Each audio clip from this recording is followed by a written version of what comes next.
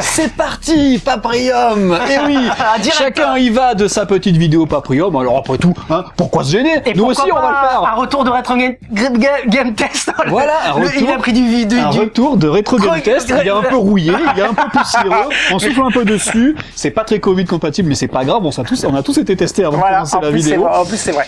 Enfin, après presque 60 ans d'absence quand même, il faut le dire. Et ben on revient. Pour Paprium. Il faut jamais désespérer. Comme quoi, il y a des processus qui sont très longs, mais qui aboutissent à quelque chose. Mais tu ferais animateur, toi, carrément. C'est chaud, là. Alors, aujourd'hui, voilà, effectivement, Retro Game Test revient sur un jeu qui a défrayé la chronique à tous les niveaux. Sur plein de niveaux, ce jeu a défrayé la chronique. Et l'idée, c'est que on va jouer à ce jeu. Alors, il y a plein de gens qui, pour autant, ne suivent pas forcément la scène indé, la scène rétro gaming actuelle, on va dire, et qui sont peut-être passés au travers de cette sortie de ce jeu, au travers de même de l'histoire de ce jeu. Et l'idée là, c'est que on va y jouer, Emilie Alpi, et en même temps, on va discuter un petit peu, parce que ce jeu est censé et est un jeu graphiquement, etc., peut-être extraordinaire, mais au-delà de ça, il a défrayé la chronique, au-delà de ses qualités, par sa gestation, qui a été plus que chaotique. Donc on va revenir sur plein de points. C'est un jeu qui a mis 8 ans à arriver. Eh oui. Toi, tu as commencé à baquer sur ce jeu en 2012. Alors non, j'ai suivi tout le processus en 2012. Je l'ai commandé plus tard par l'entremise d'un certain Kogami, que je remercie d'ailleurs officiellement. Et parce que c'est en 2012 que là t'as une version investisseur. Donc oui, c'est censé être celle de 2012. Investisseur qui est censée être celle qui est destinée aux premiers qui ont cru au projet. Et puisqu'on l'a reçu en 2020, à ceux qui ont cru, en tout cas qui n'ont pas trop désespéré jusqu'au bout. Non mais c'est ça qui est dingue. Et alors c'est ça, on va voir cette chronologie. En fait, il s'est passé, la personne qui est derrière ce jeu, qu'on appelle Fonzie, est extrêmement décrié. D'ailleurs, j'ai voulu le contacter. Je suis passé par plein de chemins. Plein de gens lui ont dit « Wawa veut te contacter, il aimerait discuter avec toi. » Parce que cette personne s'est fait bâcher. On va revenir un petit peu sur ça. L'idée du test, c'est on va voir le jeu, mais en même temps, on va parler de ça. Et malheureusement, ça va pas aller en sa faveur, mais c'est des faits qui sont factuels d'une certaine manière, Emilie Alpi. Donc on donne pas notre avis, on va vous expliquer un peu toute cette chronologie, si vous n'avez pas suivi cette épopée, et en même temps, on va voir s'il tient ses promesses.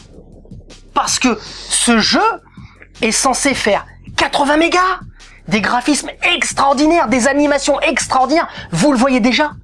Mais on se dit, on est sur Mega Drive ou on n'est pas sur Mega Drive quand on voit ça déjà? Oui, alors on a fait le choix, c'est un parti pris, de faire la capture comme ça, pas sur cathodique, mais en 60 Hz, enfin 60 images par seconde. Comment on fait sur Retro Game Test en temps normal, quoi. Retro Game Test, parce que ça permet. Nous, on joue sur cathodique, mais ça vous permet à vous peut-être d'avoir une vision un peu plus nette, disons sur le plan technique de ce que donne, de ce que donnerait le jeu sur LCD. Voilà. Sachant qu'évidemment, il révèle toute, sa dimension sur écran cathodique. Tout à fait. Alors, on va commencer le jeu et on va voir est-ce que ce jeu tient toutes ses promesses. Et on peut le dire aujourd'hui, non. Moi, je peux vous le dire. Et je ne vous le dis pas en termes d'avis, comme on disait il y a 5 secondes, mais c'est en termes factuels, et on va vous l'expliquer plus tard dans l'émission. Non, ce jeu ne tient pas ses promesses. Et là, c'est pas un point de vue, ce sont des faits qu'on va vous montrer. Bon, alors on va essayer d'être le plus factuel possible, évidemment. Il y a toujours une dose de subjectivité dans ce qu'on va dire, mais on va faire en sorte, en tout cas, essayer de donner des éléments concrets. Mais moi, je veux pas être à charge, parce que sans être à charge, c'est ce que je voulais dire. Fonzie, voilà. Il s'est fait vraiment, il en a pris plein la figure, vraiment. Oui. Et je voulais vraiment lui donner la parole parce que en off, je suis au courant de beaucoup de choses et je voulais vraiment que réellement lui me les dise. Mais il y a des choses que je ne pourrais pas vous dire et des choses que je vais pouvoir vous dire. Alors là, l'idée c'est qu'on va commencer l'émission, Emilie Alpi. Et alors, En fait, je suis en train de me rendre compte que j'ai pas ma fiche habituelle. Et ça tombe très bien. En fait, j'ai pas ma fiche habituelle. En plus, ça me mettra il y a Mister X qui est ici. Il va aller chercher ma fiche. Il est là, parmi nous, quelque part. En fait, ça, c'est mon premier jet de fiche, en fait. Ça, c'est pas la fiche qui est totale. C'est la version bêta. En même temps, donc tu peux lancer le jeu avec Mister X. À la fin, après le générique, et ben, qu'est-ce qui va se passer? On va vous parler un petit peu plus technique et on va revenir sur des choses qui sont dites et qui sont peut-être pas forcément vraies ou approfondir certaines choses. Ouais. Et juste avant, on vous présentera le contenu de la boîte investisseur pour que vous ayez une idée d'une des raisons pour lesquelles, à notre avis, le timing de sortie a été peut-être aussi long. Et alors, pour le coup, là, Emile LP, on va lancer le jeu et il y a un truc qui est déjà, on commence déjà par quelque chose qui est quand même vraiment top. C'est quoi? C'est que là, on va jouer à 2 players, mais moi, je ne vais pas tenir la manette, en fait. Tu vas jouer par la pensée. Par la pensée. Ah oui, tu voulais nous montrer un truc un petit peu avant. Avant de commencer, ouais, on va faire un tour dans les options. Alors, ce qu'il faut savoir, non, je vous le dirai après. Dans les options, on peut choisir évidemment la langue. Il y a plusieurs langues enregistrées, traduites. Ça, c'est très agréable. Il y a tout un tas comment dire, d'options possibles, donc on va pas toutes les évoquer, ce serait. Mais il y en a une qui est extraordinaire. Il y en a une qui est quand même drôlement sympathique. Alors, il y en a une qui est chouette, c'est que le jeu est optimisé en PAL, c'est-à-dire qu'on peut ajouter des lignes en PAL, puisque la définition en PAL offre plus de lignes qu'en NTSC. Donc en 50 Hz, on peut afficher mécaniquement plus de lignes qu'en 60 Hz. Et il y a des lignes supplémentaires qui peuvent être ajoutées en PAL lorsqu'on joue sur une console qui n'est pas une console c'est-à-dire que la résolution, on rajoute, japonaise, on agrandit les bandes noires. Voilà, on réduit les bandes noires en fait. C'est ça. Et surtout, il y a artificiellement. Artificiellement, il y a des lignes en plus qui s'affichent en PAL si on veut. Oui, voilà. Mais c'est une bidouille technique, c'est ça que je veux dire. Sans doute, oui. Allié CPU, on peut solliciter, si on a un méga CD ou un 32X, mais je crois que ça fonctionne qu'avec le méga CD, il me semble, on peut solliciter le processeur x68000 que le méga CD possède, qui est le même que celui de la Mega Drive, mais qui vient donc évidemment en double lorsqu'il est connecté à la Mega Drive, pour piloter l'intelligence artificielle du deuxième joueur. C'est-à-dire que on va jouer à deux, c'est-à-dire que je vais jouer seul, mais je vais lancer le deuxième joueur avec la deuxième manette, et au bout de 3 secondes, sans impulsion donnée pour le deuxième joueur, le Mega CD va automatiquement prendre le relais et piloter le deuxième joueur. Déjà là, on commence déjà par quelque chose qui est quand même fort. Ensuite, tu vas nous mettre les musiques aussi. Là, tu fais quoi, là? Alors, je montre juste la batterie de calibrage test CRT. C'est sympa, ça sert pour ceux qui aiment bien, ceux qui s'y connaissent. Et on va commencer. Ah, mets-nous la musique, parce qu'on va faire un petit... Alors déjà, on voit écrit Mega CD, là. Parce qu'on a le Mega CD connecté à tout. Sinon, le logo Mega CD ne s'affiche pas. Non. Voilà, déjà, ça veut dire qu'il est détecté par le jeu. Voilà, déjà, ça, c'est plutôt pas mal. On revient dans les musiques. On va faire une petite séquence. Alors, en fait, parce que dans les options, on revient dans les options. Il est censé y avoir dans le jeu une puce spéciale qui est censée multiplier les canaux sonores et on passerait de la puce de la Mega Drive à cette fameuse puce qui est dans la cartouche. Donc on va faire un test là. Là tu nous le montres, mais ça va s'afficher en même temps. Juste montre-nous quand tu rentres dans le menu.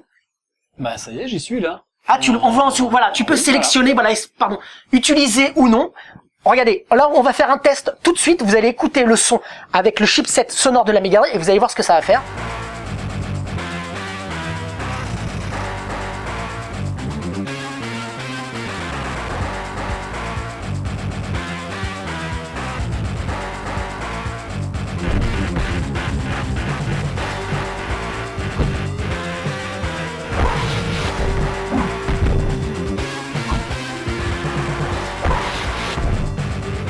Et là, donc là, on va voir maintenant avec le son de cette puce qui est à l'intérieur de la cartouche.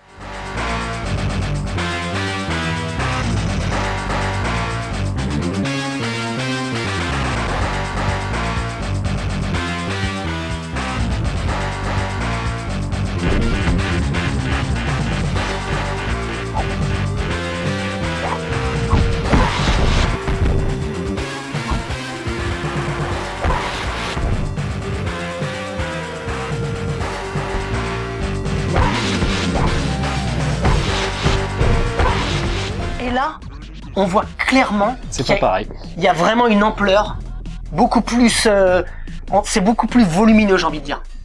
Il y a vraiment un truc en plus. Donc nous, on va l'utiliser, nous. C'est mieux, ouais. Donc là, tu as décoché le DAC de la Mega Drive. C'est ça que t'as fait là. Oui. D'accord. T'es sûr, hein? Ah oui. D'accord. On peut y retourner si tu veux. Alors vas-y, montre, renvoie. Pour être sûr. Et voilà. Donc là, voilà, on est sûr pour le coup que là, on n'aura pas le son sorti de la Mega Drive. C'est la puce interne dans la cartouche qui va faire le son. Alors toi, tu veux commencer par original, c'est ça? Alors, en fait, il y a deux options. On peut jouer en arcade. Donc, on joue en arcade, c'est un jeu tout à fait linéaire, parce qu'il y a des embranchements dans le jeu. En arcade, on est guidé de bout en bout sans avoir le choix dans les embranchements, et il n'y a pas de sauvegarde. En original, c'est le cœur du jeu, c'est là tout l'intérêt du jeu, et on veut plutôt jouer sur ce mode-là. On a 3 slots de sauvegarde. On va en créer un nouveau. Ah, tu peux revenir en arrière si tu en sélectionnes un ou c'est trop tard après? Parce que toi, tu as déjà débloqué un personnage. Non, oui, prends celui d'en dessous, t'as raison. Mais bon, c'est pas grave. Parce qu'on peut débloquer des personnages. Ouais. On et va tu vas jouer nous l'expliquer après. On va jouer en facile, en difficile. Allez, en difficile. Alors, même en ultra difficile, très dur. Mais mets en facile, comme ça tu t'embêteras pas. Mais on va l'aborder ça. On l'abordera à un moment donné, que ce soit en dur ou... prends le balèze. Alors, on a le choix entre 3 personnages. Il y en a jusqu'à 5. Alors, de ce que j'en sais, il y en a jusqu'à 5, peut-être plus. Moi, je pense qu'on peut en débloquer pour l'instant juste 2 de plus, mais peut-être qu'il y en a plus, je sais pas. En fait, ils le disent, c'est dans les communiqués, il y a plus de 5 joueurs possible à jouer. Possible. Voilà, et il y aurait plus, parce qu'on dit aussi qu'il y a 24 stages, eux ils disent plus de 24 stages. Donc c'est en termes eux disent ça, on dit 24, mais il y en aurait plus que 24 et plus que 5 players jouables. Alors tu prends lui obligatoirement. Ok, je montre juste, bon, le panel il est classique, hein. Il y a la brute, la nana rapide ou le personnage rapide mais qui est pas très puissant, il y a le personnage à peu près équilibré. Bon, chacun a une histoire, ils sont décrits dans la notice, c'est assez sympa à lire. Donc on va prendre le gros costaud. Ah non mais en plus. Non mais là. Alors l'idée là c'est que vraiment on va parler du jeu un petit peu. Donc on joue avec une manette et je prends, tu vois, je lance le deuxième personnage, on va prendre la fille Alex. Hop. Donc là. Et là, donc je fais rien, et là c'est bon, c'est l'ordinateur qui a pris le relais là. Là c'est l'ordinateur qui extraordinaire. Elle joue toute seule, contrôler toute seule. Et le gars qui joue super mal, c'est moi. Alors, qu'est-ce qu'on peut... Alors je vais peut-être lire un petit peu le scénario. Alors on est en année A8A2, quelque part entre Shanghai, Tokyo et Pyongyang. Une mégapole s'élève des cendres d'une guerre nucléaire destructrice. Son nom est Paprium. Ultra violente, puissante, cyberpunk, au péril de votre vie, guidez Tug, Alex et Dice à travers Paprium. Dans cette cité, le terme justice prend tout un autre visage, alors ne cédez pas à leur tentation du blue. On va le voir après, le blue. Une règle prévaut, survivre. Voilà. Alors, qu'est-ce qu'on peut dire maintenant? Ce jeu qu'on a attendu depuis 8 ans, Emilie Alpi. Ouais, alors c'est un BTU, comme on le savait, un beat'em up et non pas un beat'em all. Tu tiens à le dire et je tiens à le dire aussi. Un peu le puriste. Dans la lignée de... Alors bon, il y a un feeling qui est, comment dire... selon sa sensibilité, qui peut être plus ou moins proche de Street of Rage. Il est différent quand même de Street of Rage à mon sens, parce Street of Rage est plus sec, il est plus nerveux, il est peut-être plus technique. Celui-là, il est un peu plus bourrin, la palette des coups est un tout petit peu plus limitée, me semble-t-il. On verra après, les boss sont pas forcément super difficiles à vaincre. Enfin bon, au niveau du gameplay, il me paraît pas super équilibré. D'accord. Par exemple, le coup sauté, il est à mon sens trop efficace, on peut presque finir le jeu en faisant que ça. Ah ouais, carrément. Bah quasiment, ouais, enfin, de ce que j'ai constaté. Sur le jeu lui-même, on joue normalement avec une manette 6 boutons qui est le plus confortable, puisque il y a, disons, une palette d'actions quand même qui dépasse les 3 boutons. Là, on joue avec une manette 3 boutons. Donc, par exemple, pour frapper, évidemment c'est un bouton classique, pour frapper à terre, il faut faire, hop, voilà, un coup comme ça, pour brutaliser, ça s'appelle brutaliser, bully, en anglais, les personnages qui sont, les ennemis qui sont à terre. On peut bloquer aussi en appuyant sur le bouton d'action et en mettant la manette en arrière, comme ça, voilà, je le fais, hop. On peut attraper automatiquement, on peut attraper aussi sa partenaire ou son partenaire pour le projeter pour qu'il fasse un super coup. Et il y a une dernière chose qu'on peut faire et que je ne peux pas pouvoir montrer qui consiste à projeter une arme qu'on a ramassée. Et encore toute dernière chose, parce que je viens d'y penser maintenant, c'est le dash. Il y a un dash pour les personnages. On appuie 2 fois dans la même direction et hop, on peut faire un coup un peu violent. Et là, quand même, là, c'est vrai que, alors, vous avez une capture qui est d'ordre pixelisé parce que c'est exactement ce qu'on voit à la console, mais quand ça passe sur nous on joue sur un PVM. Ouais, c'est vraiment beau sur un PVM.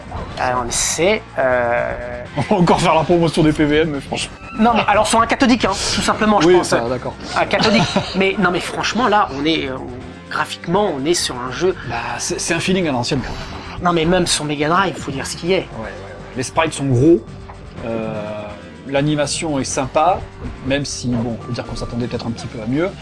Mais enfin, moi j'ai quand même la sensation, sans rentrer dans les détails techniques, que c'est quand même un jeu qui n'est pas normal au sens littéral. Pour la Mega Drive, il est quand même... hors norme. Bah absolument, hors norme. Je crois pas qu'on ait des jeux équivalents en matière de BTU et des sprites normes comme ça sur Mega Drive. Hein. Surtout, vraiment, comme je vous le dis, je le répète, hein, là, sur un cathodique, c'est-à-dire jouer dans les conditions de l'époque, c'est visuellement, là je le vois, là, visuellement, c'est extraordinaire quand même. Ouais. D'ailleurs, alors, le jeu, là on va revenir doucement un peu à la chronologie, mais d'une certaine manière, il dit « Size Shock, aucun jeu ne peut rivaliser en qualité comme en quantité, le tout sur si peu de meg, et pourtant, 80 meg, purée, fou, voilà, alors donc déjà c'est Size Shock. Ensuite, Speed Shock, aucun autre jeu n'est plus rapide et plus fluide que Paprium. Tout ça on va voir, on va détailler, est-ce que oui ou non ça... Alors déjà, on a un clin d'œil là, le personnage qui lance les assiettes, c'est un personnage de Street of Rage dans le 1, celui qui a les clowns là. Pour moi, c'est... Qui jongle avec des haches, je crois. Des haches et des trucs de feu, les deux. Oui, absolument. Ils ont deux variantes. Des torches, des torches et des haches. Et exactement.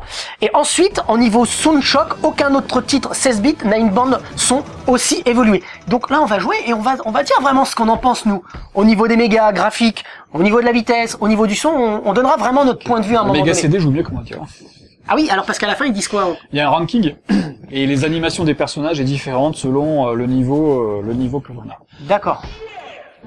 D'accord, alors... Sympa, petit détail. Alors, on va revenir sur la chronologie. Donc, ce jeu a été annoncé. Il y avait le jeu Pierre Solar qui était sorti, fait des années 2000. Ouais. Et donc, ça avait fait il y a eu un certain retentissement Pierre quand même. Solar avait été assez long à sortir d'ailleurs. Déjà assez long à sortir. Ouais.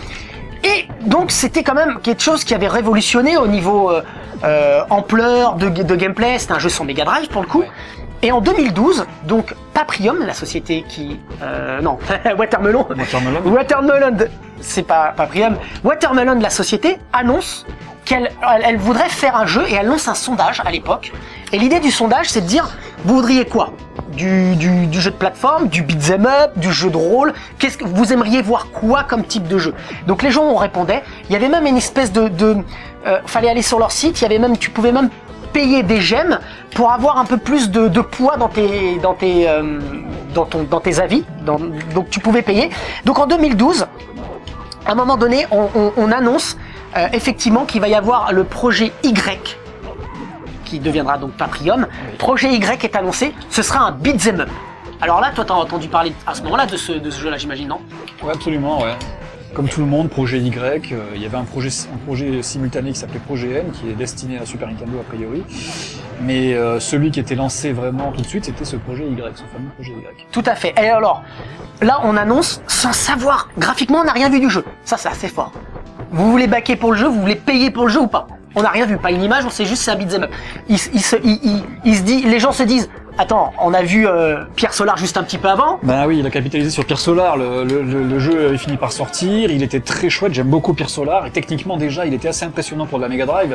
Il y avait des choses comme des zooms, des rotations, un pseudo mode 7 sur Mega Drive, ce qui était fascinant hein, pour l'époque. Donc, En capitalisant sur Toi, t'as acheté sur cette réputation-là, il a C'est ce que lancé t'as le fait, toi. financement du projet. Moi, c'est ce que Toi, tu savais pas, t'avais pas vu une image au moment où tu l'as backé, toi, ou pas? Parce que toi, t'as la version investisseur, donc t'es censé avoir la version, elle était à 50 €. elle était à 50 €, c'est le prix que je l'ai payé à peu près. Donc Oui. toi, t'avais pas vu une seule image. J'ai investi sans voir précisément d'images, non. C'est assez fort quand même, ça. Donc, on est en 2012.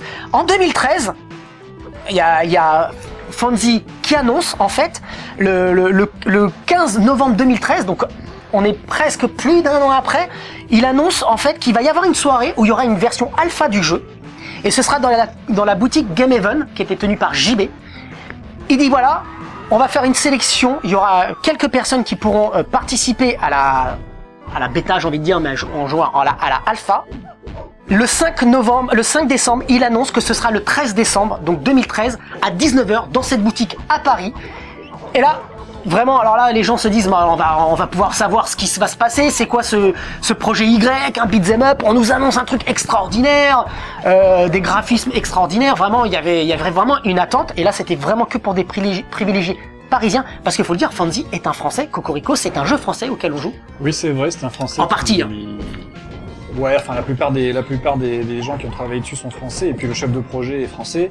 Alors il a été installé à Shanghai un moment. Là en ce moment, il me semble qu'il est en France. Il est en France actuellement. Au moment où on tourne de l'émission, il est en France. Dans sa famille à Brest, puisqu'il le dit dans Bon, ben voilà, comme ça. dans le jeu. Hein. Il y a tout un tas de petits. Il y a un petit mot qui met aux investisseurs. Et puis dans ce petit mot-là, sur lequel il y aurait beaucoup à dire, mais on va peut-être pas s'appesantir, il indique qu'il donne son adresse personnelle à C'est vrai, en Brest. plus. C'est ouf, hein. C'est fou. Ouais. Et donc, il annonce cette fameuse soirée, le 5. La veille, le 12, il dit, attendez, je vous envoie les... C'est là que ça va commencer, même, Emile Alpi, tu vois. Là, il va y avoir... Ça va commencer cette, j'ai envie de dire, dégringolade de communication, de manière de faire. La veille, on est le 12, il dit, ok, je vais vous envoyer en privé l'adresse, etc., etc. Enfin, vous dire qui peut venir et tout. Et là, on est à 15h. Et à 18h, il annonce déjà que c'est fini, le même jour. Il dit en fin de compte, il y aura pas de soirée. Contre son gré, en fait, il y aura pas de soirée. Donc déjà là, ça commence pas très bien. Et ensuite, il va plus rien se passer d'une certaine manière pendant un petit mois. On arrive le 9 janvier 2014, et là il dit, bon les gars, il va y avoir une soirée ce jour-là, mais par contre je n'aurai pas le jeu. Alors qu'est-ce qui se passe? Il devait y avoir une alpha, là il n'y a pas du tout le jeu. Par contre, alors moi je sais ce qui s'est passé, c'est que lors de cette soirée, en fait, il est venu avec une 50aine de photos qu'il a montré aux gens qui étaient présents, et c'était des screenshots du jeu. Donc déjà les retours sont extraordinaires, c'est pas possible, graphiquement c'est un jeu de fou. Donc là cette soirée a eu lieu le 9 janvier 2014, mais pas de jeu jouable, rien. Donc ok, bon, ça commence déjà à titiller certaines personnes. Comment ça se fait? Bon, il peut y avoir une raison, hein, bon, ça peut arriver. Et alors, 5 jours plus tard, on est le 14 janvier 2014, il y a 3 photos qui fuitent sur internet. Oui. Qui font le tour du monde. Et là d'ailleurs même va communiquer Watermelon sur Facebook officiellement en disant en fait que les photos ont fuité. Donc en fait t'as un mec qui a mis les 3 photos et qui a fait fuiter les 3 photos. Et tu sais c'est qui ce mec là, non? C'est moi. Je crois que je le connais, ouais. C'est moi. Et alors, honte. Non mais vraiment, il dit elles ont fuité, mais pas du tout. En fait, tout simplement, quelques jours après, je suis allé dans la boutique à Game Haven. J'entre dans la boutique. Déjà, alors avec JB, il m'en parlait. Ouais, c'est un super beat'em up. Lui avait déjà des photos un petit peu avant. D'accord. Et je vois dans une vitrine 3 photos, mais vraies photos, hein, de photos glacées quoi. Et je les vois en vitrine. Et je dis mais c'est projet Y. Il me dit ouais c'est bon en fait on l'a montré, c'est projet Y. Je dis mais c'est en vitrine, mais vous en avez pas parlé. Je peux en parler et tout. Il me dit je peux prendre en photo et je peux en parler sur mes réseaux sociaux. Et il me dit oui c'est bon maintenant. Vu qu'on l'a montré, il m'a dit que je pouvais la mettre en vitrine. C'est en vitrine, donc en fait vous voyez bien sur les photos, j'ai pris à travers la vitrine les 3 photos qui étaient en vitrine, qui faisaient partie d'une sélection des fameuses 50 photos. Il en avait mis 3 en vitrine. Et là donc là, bon là apparemment les photos auraient... il y aurait eu une fuite. Alors pas du tout, il n'y a pas du tout de fuite. D'ailleurs, il y a certaines personnes qui m'ont dit ah, tu as fait fuiter les photos. Pas du tout, j'avais l'accord, j'ai bien insisté auprès de JB même ce jour-là. T'es sûr? Il me dit oui, il n'y a pas de problème, la preuve ils sont en vitrine, c'est-à-dire que tout le monde peut les voir. Et là, il va y avoir de la communication. Donc là, on est le 22 janvier 2014 et là, ça commence à communiquer. Effectivement, ils commencent à mettre des sprites. On voit qu'il y avait des tout petits sprites et là, on voit qu'effectivement, les sprites sont immenses, quoi. Oui. Ils commencent à communiquer sur la taille des sprites. Et là, quand on le voit là, toi, t'en penses quoi des sprites au niveau de la taille? Ben, on l'a dit, hein, ils sont grands, ils sont plus grands que ceux qu'on est habitué à voir sur la machine. C'est spectaculaire au niveau de la taille. Après, bon, ça fait pas tout. Il n'y a pas que la taille qui compte. Comme Attends, pour toi, il n'y a pas que ça qui compte.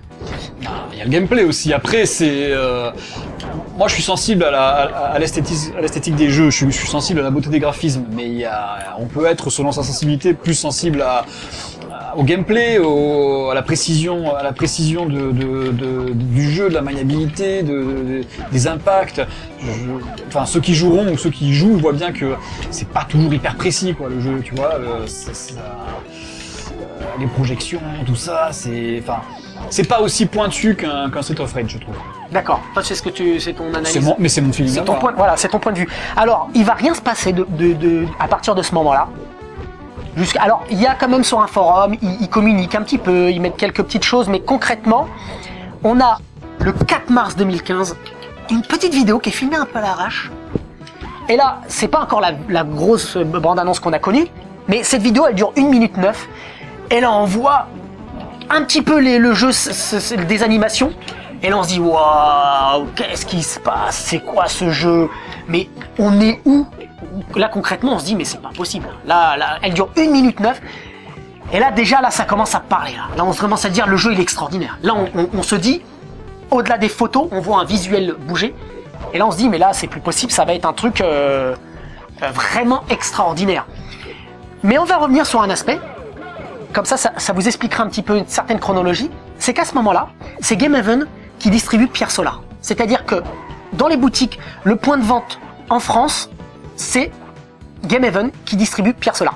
Et en même temps qui fait des envois à travers l'Europe. Pourquoi? Parce qu'en fait, beaucoup de personnes en Europe s'étaient plaintes d'avoir des taxes quand les jeux arrivaient chez eux. Donc en fait, qu'est-ce qu'ils se sont dit? Watermelon, Fonzie, il s'est dit, comme il s'entend bien avec JB, je vais lui donner la tâche de faire les envois à travers l'Europe. Or, JB, à un moment donné, si tu veux, c'est une boutique aussi, il peut pas faire que ça. Or, Pierre Solar a eu un franc succès, donc c'était presque un boulot à plein temps. Donc Fonzie va lui dire, écoute, je te laisse la vente en boutique, mais pour autant, je vais donner la tâche à quelqu'un d'autre pour faire les envois Europe. Voilà. Donc là, c'est à peu près ça, juste un petit peu avant. Mais entre-temps, Game Haven a fermé. Voilà. Donc, on sait aujourd'hui que c'est la boutique Games & Mall qui distribue et qui distribuera à l'avenir le jeu. Et voilà, on en est juste que vous compreniez, et je reviendrai sur un certain aspect. Donc, c'est plus Game Haven. À ce moment-là, on parle un peu plus de Games & Mall pour la distribution. Game Haven a fermé une boutique, elle a fermé entre-temps. Donc voilà, on est en 2015. Donc la vidéo de 15 secondes arrive, et là on sait qu'il y a Pierre Solar HD qui est en production, et là il se passe plus rien pendant 2 ans. Alors là, plus rien, donc des gens commencent à se dire, mais qu'est-ce qui se passe? En 2015, vous mettez une vidéo. Déjà on commence à se dire, pendant 2 ans, le silence jeu... radio. Ouais, c'est un petit peu pesant. Et là, qu'est-ce qui se passe? On est le 28 mars 2017, donc on est 2 ans après quasiment, et là, il y a une bande-annonce qui arrive. Mais là, elle met tout le monde d'accord. Toi, tu t'en souviens de cette bande-annonce? Ouais, bien sûr. Ouais. Alors, il y a des embranchements, tu peux en parler de ça? N'hésite pas à prendre la parole si tu as des moments où... Ouais, on l'a déjà vu une fois, il y a des embranchements, donc le jeu, c'est un peu comme une carte à la Outrun, en fait. Hein. Tu choisis chaque fois... à certains moments du jeu, tu peux choisir de t'orienter vers telle ou telle direction. Donc tu as des niveaux qui sont du coup différents, et ça t'amène vers une fin et des boss qui sont eux-mêmes différents. D'accord. Voilà, je vais aller en partie. En plus, il te demande, il te dit qu'est-ce que ça va être, et en plus, tu choisis effectivement si tu veux y aller ou pas. Ouais. Donc, cette bande-annonce, elle arrive. Alors là, c'est Alors déjà, eux-mêmes le diront, hein, ils se sont inspirés de la pub Sega qu'on avait eu à l'époque avec le punk. Ouais.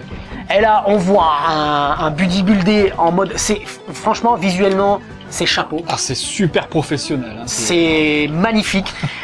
Fonzie, qui va quand même gérer le projet d'une certaine manière en termes de tenue de projet de A à Z. C'est pas lui qui va faire les graphismes, il va beaucoup s'occuper de la programmation. Il va aussi faire des décors, pour info. C'est lui aussi qui va dessiner des décors. Mais quand même, il va gérer de bout en bout. C'est pour ça qu'à un moment donné, tout ce qui va se passer quand même, c'est une personne qui va gérer ce projet-là. Donc, va arriver ce qui va arriver, c'est que bon. On va le détailler un peu plus. Et cette bande-annonce, alors il disait, nous voulions quelque chose qui ressemblait à une annonce des années 90 avec des éléments d'action en direct. Nous avons filmé la bande-annonce près de Shanghai en Chine. Donc cette bande-annonce a été filmée en Chine. Alors là on voit du visuel, on voit de l'animation, on voit tout. Alors là, le monde entier en termes de rétro gaming se lève. Applaudit. En tout cas, tous les fans. Et puis surtout, on se dit, le jeu va sortir, ça y est. Le jeu va sortir parce que pendant 2 ans, il n'y a rien. Et alors là, les gens commencent à... Ils veulent baquer là. Là, il y a des préventes, il y a tout qui se met en marche. On reviendra sur certains détails. Pourquoi il y a eu de la gronde. On pourra comprendre certaines grondes et encore plus d'autres grondes. Donc là, on nous annonce le 14 juillet que le jeu sortira à l'automne 2017. C'est-à-dire qu'il nous met en mars 2017. Et à l'automne 2017, le jeu va sortir. Alors là, les gens, c'est plus possible. Tout le monde veut le précommander. Ah, toi, tu l'avais déjà. De toute façon, tu avais déjà participé, toi. Alors, je t'ai dit, non, je suis passé par... C'est à ce moment-là que tu t'as fait ton... Comment ça se passe? Moi, c'était en 2017, oui, c'est en 2017. Mais comment t'as pu avoir une version? Parce qu'il y a une commande groupée qui a été réalisée par quelqu'un sur le forum Gamopat. Et donc, je suis passé par lui, voilà. Il l'avait déjà commandé avant, en fait. Il avait déjà commandé, il avait déjà fait... Payé et tout, ouais, il t'a donné une place, en fait, entre guillemets. D'une certaine manière, ouais. D'accord, je comprends mieux, d'accord. Et alors, peu de temps après, on nous dit que c'est même pas à l'automne, c'est le 16 septembre 2017 que le jeu sort. On a une date précise. Ce jeu va sortir en septembre 2017. Alors là, on en parlait, les boss, en termes d'IA, on est assez d'accord, c'est pas très poussé, hein. On peut le dire, ça Emily Alpi. Oui, tu vois, si je fais que ça tout du long, je vais le vaincre sans difficulté. Ouais, y a pas... Si je saute, je donne le coup, c'est imparable. Regarde comment c'est beau quand même graphiquement. T'as des magnifique. premiers plans, C'est magnifique. On voit des reflets sur le train, ça bouge, il y a de l'animation. Mais on verra qu'il n'y a pas de secret magique parce que, en fait, on nous parle d'une puce et pour faire ça, et on nous fait miroiter le Dether Master. Je vais vous le lire un peu avec un nom barbare. Il y a un flou. Est-ce que c'est cette puce qui ferait que la Mega Drive est capable de faire ça? C'est un nom un petit peu barbare. Avec Mister X, on va plus approfondir un petit peu plus, on va démystifier un petit peu tout ça. Donc là, je reviens en 2017, le jeu est annoncé. Là, l'argent afflue en masse. L'argent afflue, les gens veulent absolument avoir ce jeu. Par contre, le 4 septembre 2017, il y a un petit bug. C'est-à-dire que la Fonzie, c'est lui qui communique à chaque fois. En quelques minutes, nos fans ont précommandé des milliers de jeux et nous leur serons jamais assez reconnaissants. Pourtant, PayPal, avec qui nous travaillons depuis plus de 8 ans, a décidé de bloquer nos fonds. Pourquoi? Très bonne question. Sans aucune raison, et cela nous a pris des mois et plusieurs rendez-vous pour en avoir une activité illégale. Ce serait une activité illégale. PayPal, à un moment donné, a bloqué l'argent. Il y a tellement d'argent qui est rentré. PayPal a dit hop, on bloque l'argent. Vous allez voir tout à l'heure, je vais vous expliquer pourquoi concrètement ils ont bloqué cet argent. Nous sommes en bataille contre eux depuis plus de 5 mois pour tenter de leur prouver que tout est légal. Nous avons décidé de tout faire pour ne pas stopper la production. Nous avons engagé des économies personnelles. Mais nous parlons en millions d'euros de prix à payer pour produire The Mega Jeu cartouche. Même si nous devrions finalement recevoir l'argent bientôt, le mal est fait. La sortie de Paprium est retardée et nos fans sont extrêmement déçus et nous ne pouvons pas les en blâmer. Là déjà, ça commence. Là, c'est là que tout va commencer à... Il va y avoir une émulsion sur Internet. Et là, c'est là qu'on peut appeler que là, le fiasco Paprium va tout doucement arriver. Paprium sortira bien de terre, que PayPal le veuille ou non. Nouvelle date de prévue, début 2018. une politique de remboursement a été mise en place et c'est une énorme perte pour Watermelon Game, tant en termes d'argent que de confiance. Là, déjà, là on se dit bon, bah c'est PayPal les fautifs. Ils y sont peut-être pour rien. Voilà, il y a PayPal qui bloque l'argent. En tout cas, c'est la communication qui en est faite. Moi, je pense que c'est la vérité, parce que PayPal a tendance à rapidement bloquer des fonds quand on se met à recevoir beaucoup d'argent comme ça. Et je vais expliquer après pourquoi. Pour prévenir la fraude. Et j'expliquerai un petit peu pourquoi PayPal a bloqué à un moment donné. Hein. Donc là on est en 2017 et on est le 4 septembre. Donc là, il nous dit que le jeu va sortir quand même début 2018. Ouais. Il va rien se passer jusqu'en octobre 2018. Rien. Quasiment. Aucune communication. Les gens ont payé le jeu. Et il y a rien. Il se passe rien. Plus d'un an sans aucune nouvelle alors que des gens ont payé. Les gens commencent à se dire mais on se fait arnaquer. C'est à ce moment-là qu'il y a une rancœur colossale qui va s'installer avec des sites parodiques, sarcastiques qui vont émerger avec des jeux aussi parodiques, Papyrium qui va être créé pour essayer de désamorcer un petit peu tout ça. Enfin, une tension énorme va naître et il y a beaucoup de rancœur qui va émerger comme ça en l'encontre de Fonzie dont qu'on soupçonne d'être parti avec la caisse littéralement. Hein. Tout simplement. Voilà. Les termes sont exactement ce que tu dis. Mais alors là, le 8 octobre 2018, bon, ça pop. Il y a une soirée qui est prévue à Paris le 27 octobre du même mois. Ouais. Attends, qu'est-ce qui se passe? Une soirée dans un club, venez, le jeu sera jouable. Ok, d'accord, le jeu va être jouable, d'accord. Mais pourquoi il n'est pas déjà envoyé? Parce que c'était une question d'argent pour pas produire le jeu. Et tu produis une soirée. T'as de l'argent ou t'as pas d'argent? Donc là, les gens commencent à se dire, ok, bon, alors il est prévu que le jeu soit envoyé à la fin du mois. Il dit même ça. Hein. Le jeu va être envoyé à la fin du mois. On fait la soirée parce que le jeu il part à la fin du mois. Alors même moi j'avais des infos à ce moment-là parce que j'étais en contact notamment avec Camille qui était la community manager. Je l'ai eu au téléphone. J'ai voulu déjà rentrer en contact avec Fonzie à l'époque. Elle me dit, les jeux, c'est bon, ils sont en train d'être mis en carton, quoi. Moi l'info qu'on avait, et j'ai regroupé cette info en plus avec Julien du projet Arcade, qui lui-même a été en contact avec Fonzie à un moment donné, parce que Fonzie voulait faire des murs d'écran PVM. Donc il a dit, moi j'en ai, etc.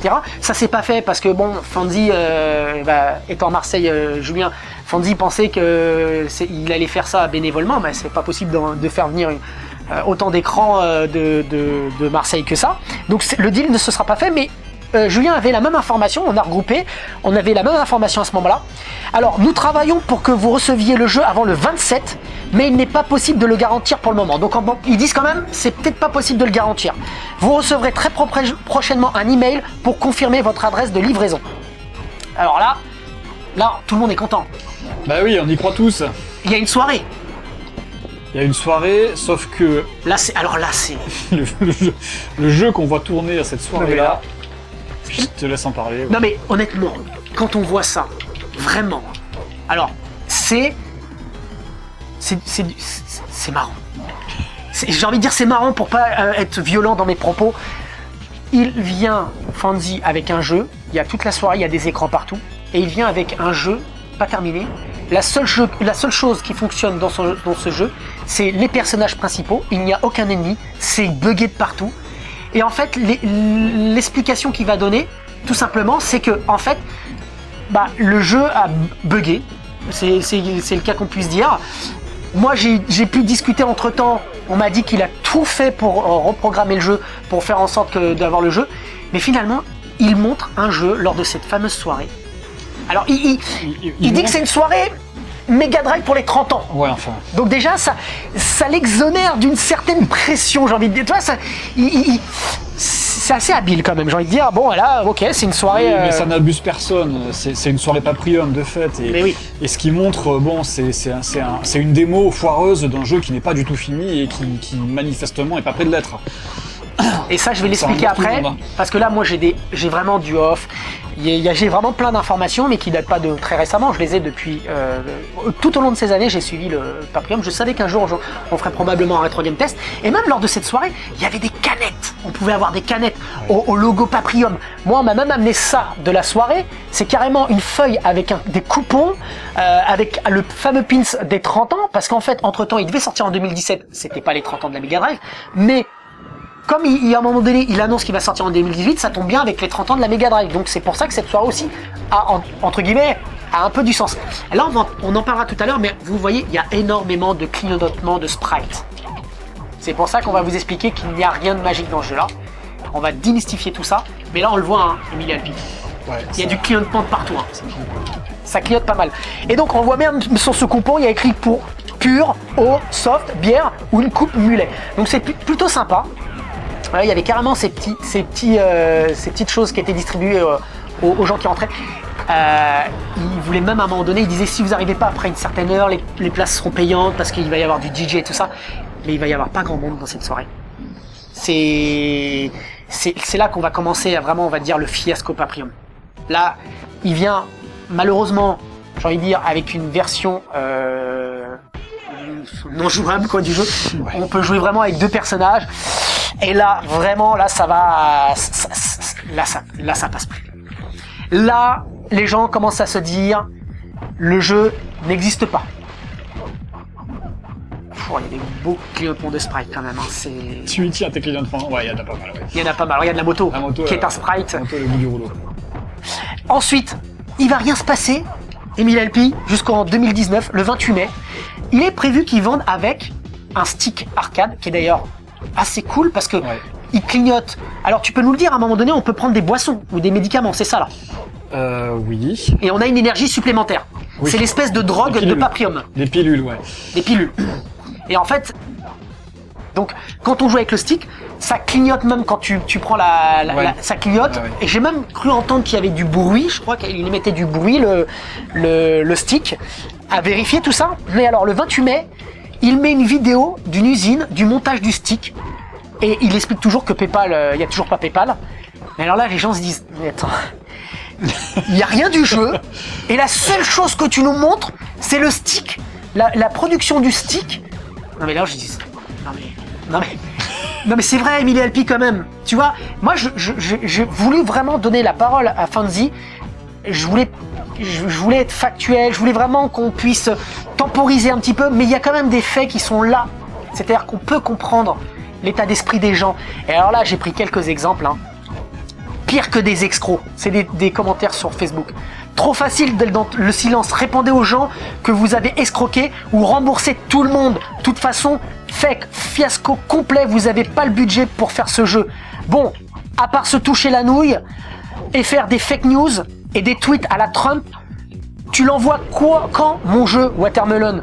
Mental complet de tes petits fours et soirées parisiennes avec notre argent. Alors c'est pour quand? Alors, par rapport à cette soirée, j'ai eu des infos. Il avait quand même réussi à débloquer des fonds. Et malgré tout, ça partait d'un bon sentiment. C'est-à-dire Fanzi voulait quand même montrer aux gens, c'est sa version. Il voulait partager ça avec les gens, dire voilà, quand même le jeu, je vais vous le montrer. Il n'est pas arrivé depuis un certain temps. Je vais investir de l'argent pour quand même je puisse vous le montrer. C'est-à-dire qu'il n'aurait pas eu l'argent suffisant, alors que lui il dit que les jeux vont partir, hein. Oui. Mais dans l'idée, il n'avait pas forcément les fonds suffisants, mais il avait de quoi quand même faire une soirée pour quand même montrer aux gens, pour dire que le jeu était là. C'est assez confus quand même. Il y a pas d'argent, le jeu doit partir, mais on a du mal à comprendre un peu cette stratégie de communication qui est pas au top. Et là, on est le 13... Alors, là, on tient... Pour nous, Paprium, c'est fini. Hein. C'est statué. Toi, tu l'attendais, je ou pas? Non, franchement, enfin, comment dire, moi, quand j'y ai mis 50 €, je m'étais dit... c'est un investissement, donc quand on investit, on prend un risque. C'est-à-dire qu'à un moment donné, on prend le risque de ne pas retrouver son capital. C'est comme ça que tu veux que j'avais approché l'histoire. Donc j'avais investi une somme qui n'est pas extravagante, hein, ça m'aurait pas mis en difficulté de ne pas les retrouver. Et je m'étais dit, on verra si ça vient ou si ça vient pas. Mais en effet, moi, en 2018, Au moment de la disparition du site Watermelon, parce qu'il a été ordonné, disparu. Franchement, je me suis dit bon voilà, c'est fichu. Et tu pensais à quoi, toi? J'y crois. Tu dis quoi? Le jeu existe et arnaque. J'ai conservé mon investissement. J'ai pas demandé à être remboursé, mais il y a toujours l'espoir fou, tu vois. Donc tu croyais pas à l'arnaque? Non, j'y croyais à 1%. Je pensais que c'était fini. Moi, je croyais pas à l'arnaque. Je me suis dit, il a pas su gérer son truc. Il a peut-être vraiment perdu son fric. Et puis, il ira jamais au bout parce que peut-être qu'il peut plus pour plein de raisons. Et j'y croyais encore à 1%, mais à 99%, je me suis dit non, c'est fini, tant pis. Voilà, c'est perdu, j'aurais jamais joué. Alors là, on est en 2020, 13 décembre. Le graphiste, Luis Martins, il met une photo sur Twitter. Il y a le visuel et il y a le jeu qui tournerait sur un écran. C'est une capture. Et là, le jeu, bah voilà, finally, Happy Holidays. Il dit voilà, finalement, joyeux Noël, bonnes vacances, tout ce qu'on peut l'interpréter. Voilà. Et là, le jeu va sortir. Le jeu va sortir. Là, on savait. Alors, on avait vu le site de Watermelon qui a été réactivé quelques jours avant. Ce qui a automatiquement réactivé les envois des mails et les envois même de commandes pas les commandes de Paprium, mais les commandes d'autres jeux Pierre Solar qui avaient été faites entre-temps sur sur Dreamcast et tout. Et tous ces courriels sont partis en même temps, parce que moi j'ai reçu un courriel pour une commande de Pierre Solar que j'avais faite il y a très longtemps sur Dreamcast. Donc là, à un moment donné, là, on se dit, wow, c'est pas possible. On y recroit. Mais est-ce qu'on y croit ou pas? Ah si, moi j'y recrois là, franchement, par niaiserie peut-être, mais j'y recrois. Et là, il y a carrément des gens qui reçoivent le jeu. Ouais. Des gens qui commencent à recevoir le jeu, aucune communication, le jeu il arrive, bam. Mais sous le sapin. Mais alors, tu aurais cru s'il avait dit le jeu va arriver à la fin du mois et tout, qu'est-ce qui se serait passé s'il avait annoncé ça comme ça? Mais on pourra pas jamais le savoir parce que non, ça mais c'est pas produit. concrètement, pourquoi il l'a pas fait? Le problème de bout en bout de cette histoire, quand même, le problème numéro 1, c'est l'absence de communication. En tout cas, la stratégie de non-communication du créateur, clairement. Hein, c'est ça qui a rendu fou les gens, en fait. Hein. C'est-à-dire que, mais s'il arrivait, il disait bon, à la fin du mois, c'est bon, le jeu arrive. Non. Il se serait fait bâcher, le pauvre. Mais oui, parce qu'il a trop échaudé les gens. Enfin. Donc à un moment donné, il s'est dit quoi? Je l'envoie. Ouais.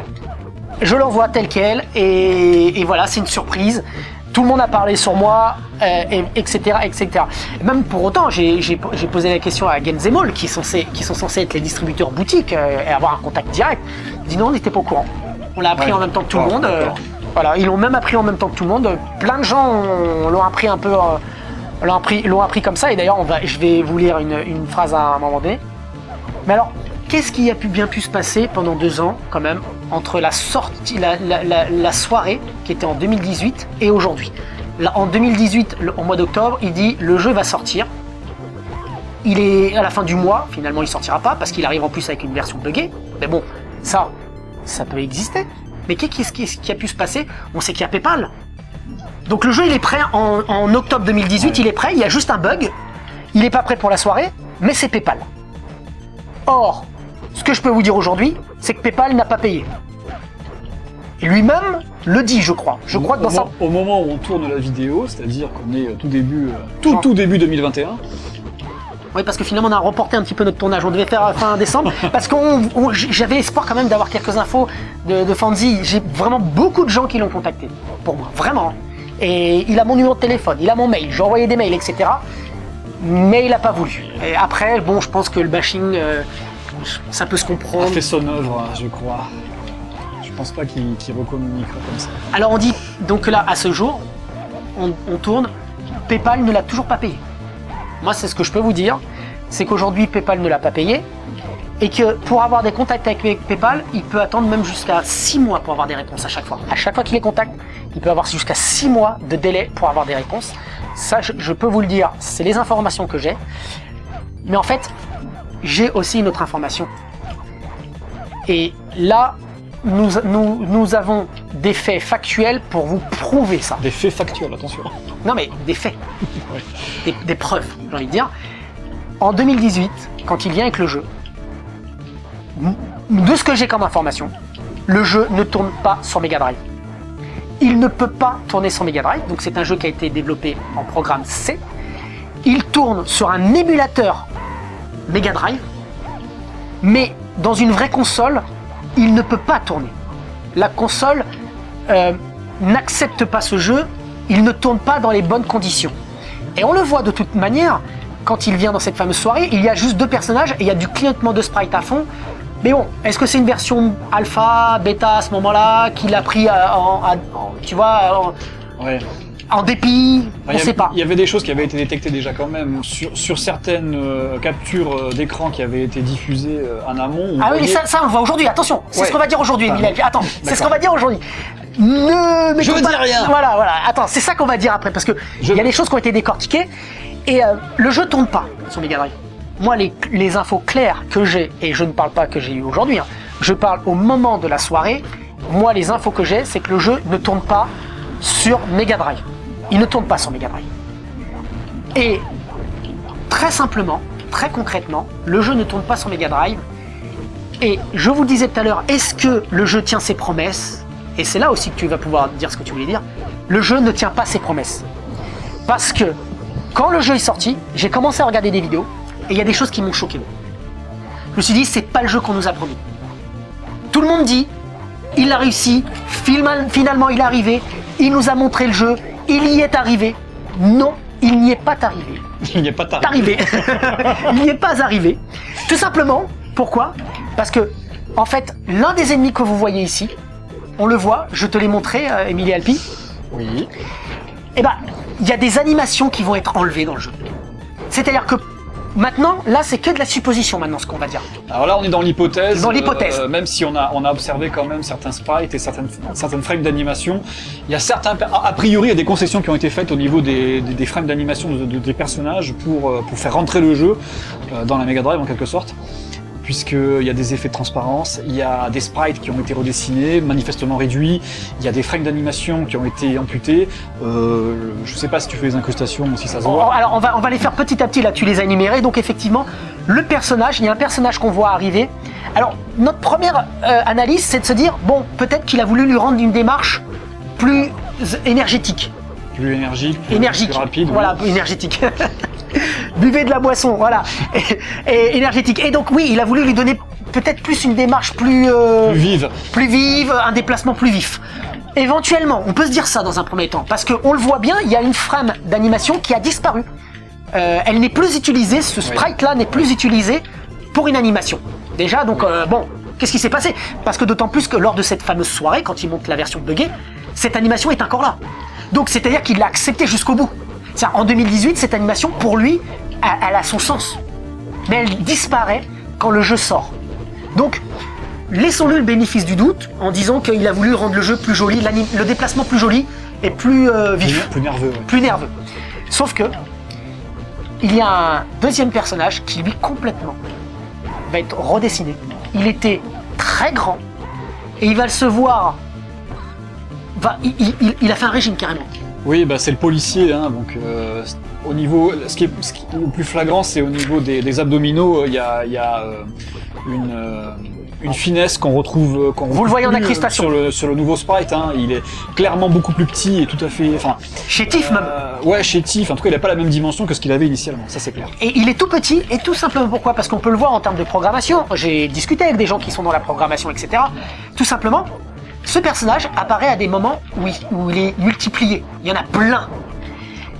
Et il est très raisonnable de penser que, en fait, la Mega Drive ne pouvait pas le gérer, ou du moins multiplier les clignotements de sprite, et que c'était tout simplement pas joli. En émulateur, ça devait passer. Sauf que visuellement, en conditions réelles, il devait y avoir des clignotements dans tous les sens. Les sprites étaient trop gros. Et là, il s'est dit, bon, lui, par exemple, je vais complètement le réduire parce que quand il apparaît, il est en nombre trop... Il y a trop de personnages.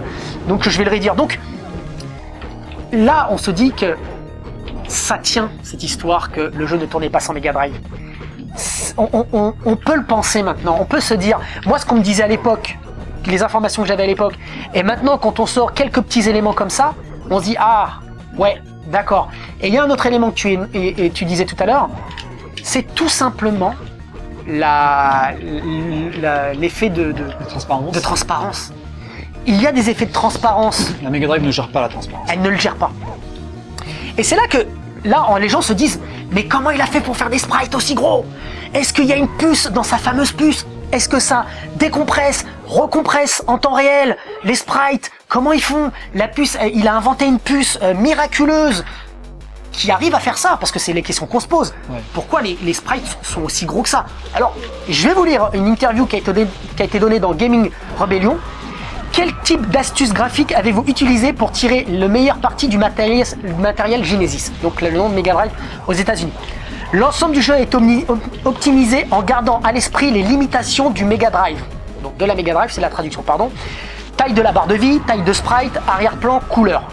Cela donne déjà un bon coup de pouce par rapport à de nombreux jeux de l'époque qui étaient conçus pour plusieurs plateformes. C'est vrai qu'à l'époque, les jeux étaient conçus pour plusieurs plateformes, donc tout devait être un peu générique, central, pour, entre guillemets, que ça plaise à tous les supports. Or là, vu que tu fais un jeu que sur une console, déjà tu peux optimiser et te mettre à fond que sur la Mega Drive.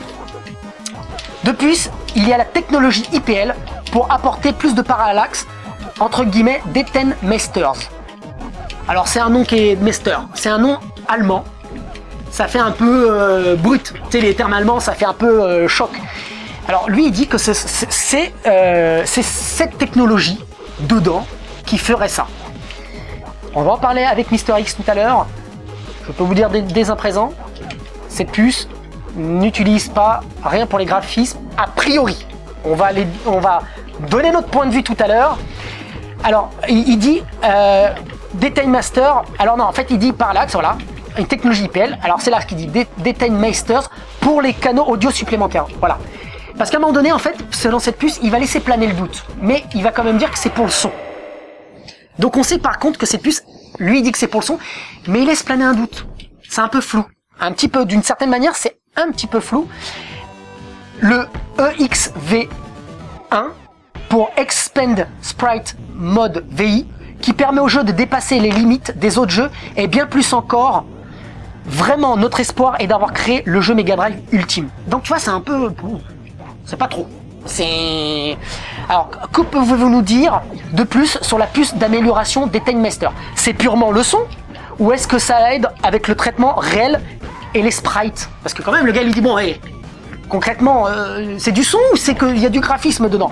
Je n'entrerai pas dans les détails ici, car je ne pense pas que vous avez besoin d'une réponse de 30 pages. Mais ce que je vais vous dire, en raison des choix de conception de Sega au moment de la conception de la Mega Drive, ni le Mega CD, ni le 32X ne peuvent vraiment améliorer les capacités graphiques de la Mega Drive en ce qui concerne les performances 60 FPS. Donc lui, concrètement, il dit qu'en gros, même si tu lui mets un add-on, la Mega Drive, elle est limitée. Elle a son nombre de couleurs, elle a son nombre de sprites affichables simultanément, donc tu peux lui faire des éléments éventuellement graphiques, mais tu peux pas lui faire des choses d'affichage, certaines choses d'affichage qu'elle ne peut pas faire. C'est un peu ça l'idée. Alors il dit, pour la 1, supplémentaire, donc même si nous sommes friands de ces modules complémentaires, nous ne pouvons pas faire de compromis ici. Il y a cependant une porte dérobée que Sega nous a laissée dans le département audio. Nous avons développé un chipset spécial, le DT128M16VA1LT, entre guillemets, Deten Meister, qui ajoute entre autres plusieurs canaux audio supplémentaires au matériel existant et corrige des problèmes matériels d'origine. Donc là oui, donc là on sait que cette puce c'est pour le son. A priori ça n'est que pour le son et c'est le son qu'on entend en ce moment même. Voilà, et donc là où les gens se disent mais comment il a fait, comment c'est possible, comment on peut faire pour que il y ait des sprites aussi gros, que il y ait, on les voit les clignotements tu vois, mais des sprites aussi gros, autant de graphisme, comment on peut avoir autant de graphisme? Je poursuis techniquement. Alors au niveau du 60 FPS constant, le jeu surveille constamment chaque processus et se réorganise en temps réel. En d'autres termes, le processeur réorganise les tâches afin que le processus urgent soit toujours traité avant les moins critiques. C'est-à-dire que tout ce qui est urgent passe en premier, oui. Il optimise le processeur. Oui. Oui, il y a un vrai travail d'optimisation du processeur, c'est un certain Obi-Wan qui a travaillé dessus notamment sur l'optimisation du temps processeur.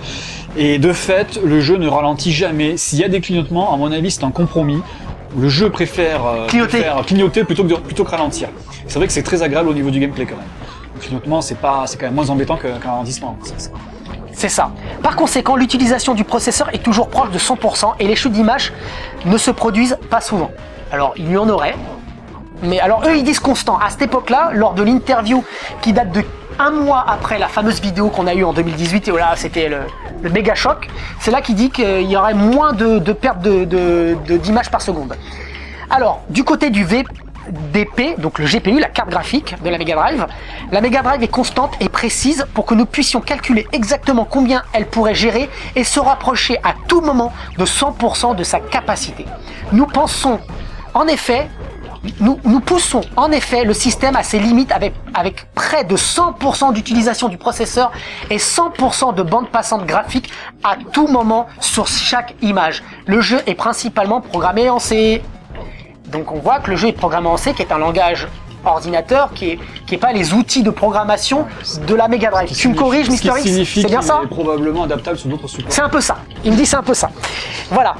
Pour mettre cela en perspective, aucun système aujourd'hui, alors il met la console, ordinateur, téléphone, ne peut gérer une utilisation à 100% du processeur et du GPU, donc de la carte graphique, à pleine horloge. Donc c'est vrai qu'aujourd'hui, un processeur à 100% constant, à un moment donné, il pète à un moment donné. Il exploserait en fumée en quelques secondes, car ils ne sont pas conçus pour des tâches aussi intensives. Non pas en quelques secondes, il faudrait un certain temps, donc néanmoins. Donc c'est là. Alors, comment on sait qu'ils optimisent le processeur? Donc c'est ce que peut faire la Mega Drive. Donc là, jusque-là, rien de miraculeux. On sait que c'est pour les 60 images par seconde, Emilie Alpi. Oui.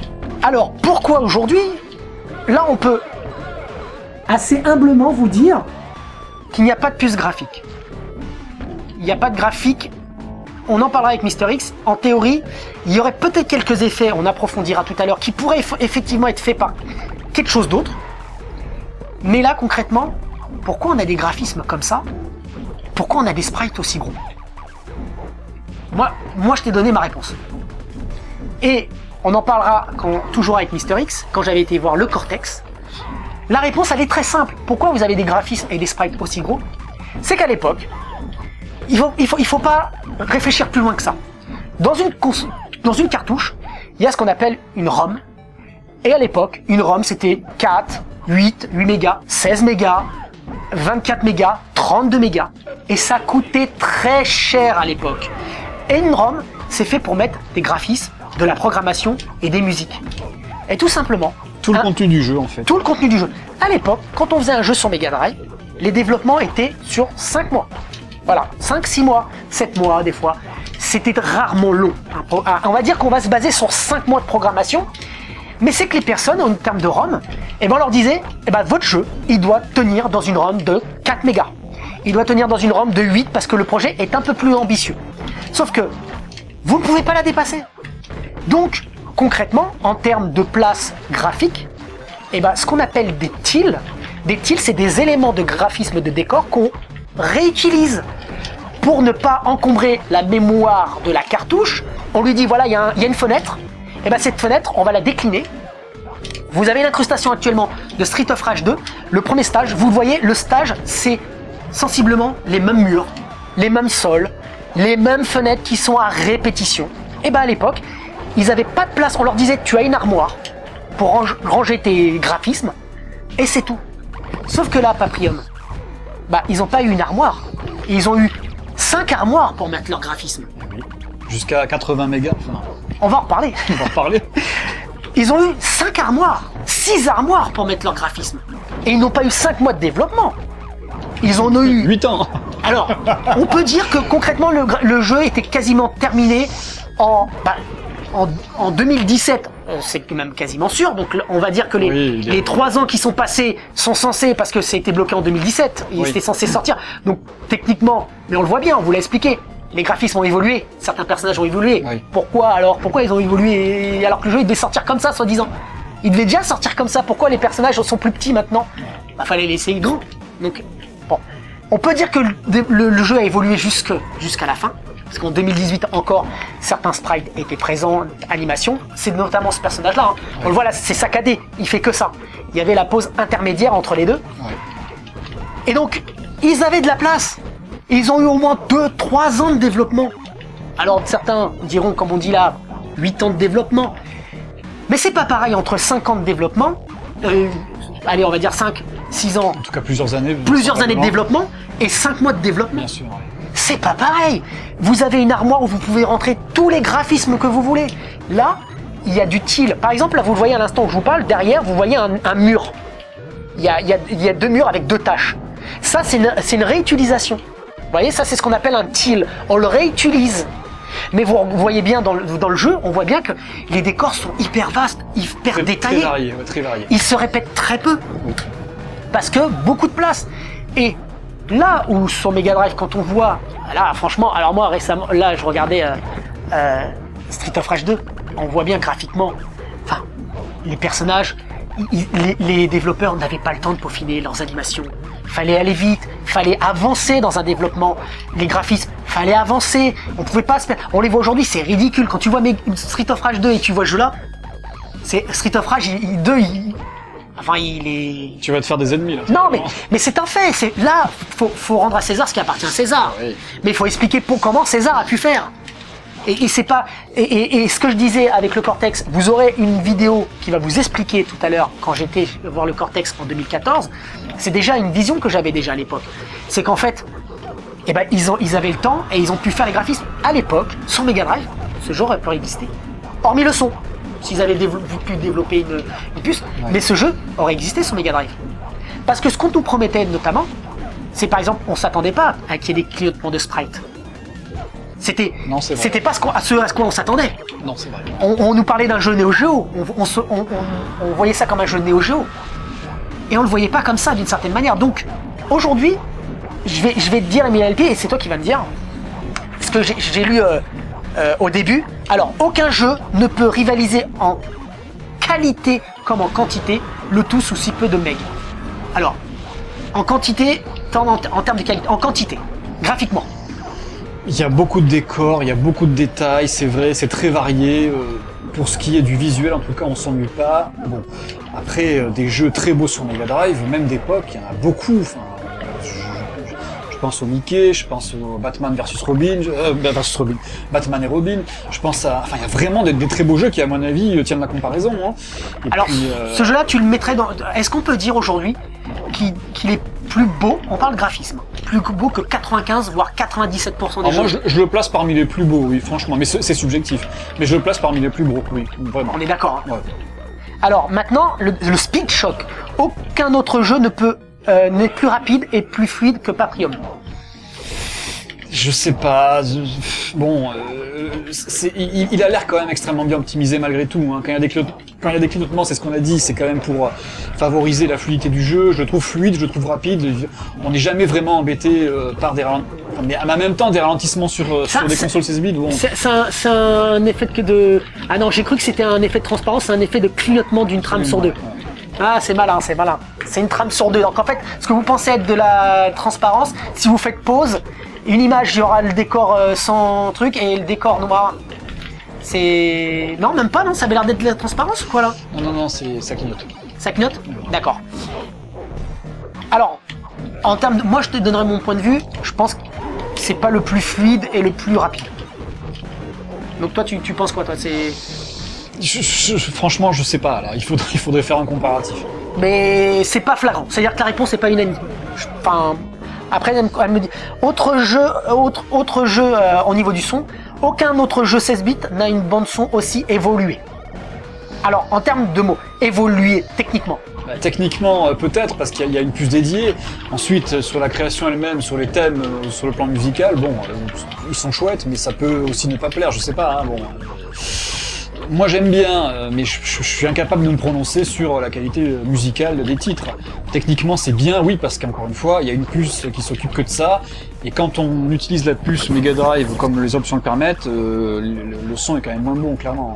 Mais pour autant, en termes musical, tu le trouves? Je trouve pas ça non plus exaltant, voilà, mais ça c'est ma sensibilité à moi. Alors moi je suis de ton avis aussi, Emile Alpi, moi je suis un petit peu de ton avis. C'est techniquement très beau, mais au niveau des mélodies, il y a beaucoup plus de jeux, Elemental Master, Musha à l'Est, Raven of Shinobi, Street of Rage, qui m'ont beaucoup plus emporté. C'est sympa, même au niveau des bruitages, je trouve que la musique prend trop le pas sur les bruitages. Peut-être, ouais, je sais pas. Moi, je trouve. Personnellement, là, on penserait que c'est un effet de transparence, mais Non, c'est un effet de clignotement. c'est un effet de clignotement. Donc, on a l'impression que c'est transparent. Hein. C'est comme il y a un 60 FPS constant. On peut se poser la question, mais c'est du clignotement. Alors, pourquoi Fonzie a sorti le jeu en disant rien? En fait, tout simplement, lui, ce qui lui importe, c'est tout simplement que le jeu soit sorti. Et de se dire, c'est ce qu'on me dit, c'est, voilà, vous m'avez mis dans la boue pendant tout ce temps, et moi je dis, d'une certaine manière, à raison, même si c'était assez violent, mais il faut comprendre qu'on était proche dans les faits d'une arnaque, je pense. Alors là, tu as fini le jeu là. Oui, et je n'ai pas trôné. C'est quoi? Alors explique-nous un petit peu. Alors non, je vais pas l'expliquer, les gens joueront et puis ils verront. Non, Ils dis-le. verront. On peut prendre la place, avec son personnage, on peut prendre la place d'un boss à la fin d'un niveau et on devient d'une certaine manière le boss à la place du boss. Enfin, il y a tout un truc qu'il faut faire pour Calife à avoir la la fin. véritable fin. Mais t'as voilà. vraiment eu le grand boss là, non? Non, il y a plusieurs boss finaux et selon les embranchements qu'on prend. Allez, je vais sauvegarder. Et alors tu pourras venir faire une partie, c'est bien, comme ça on va se laisser tranquille, ça te permettra de prendre un autre embranchement. C'est exactement ce qu'on avait prévu, on va terminer sur ça, enfin doucement un petit peu on va dire. Fonzie, ce qui se dit, c'est que moi mon jeu il est sorti, je vous tous, maintenant vous l'avez vu, j'ai tenu mes promesses, j'ai fait ce que je vous avais dit, on a vu que il y a eu ça n'a pas été, voilà. Mais en gros, lui, voilà. Ce qu'il en ressort de lui, c'est qu'il a réussi à le faire.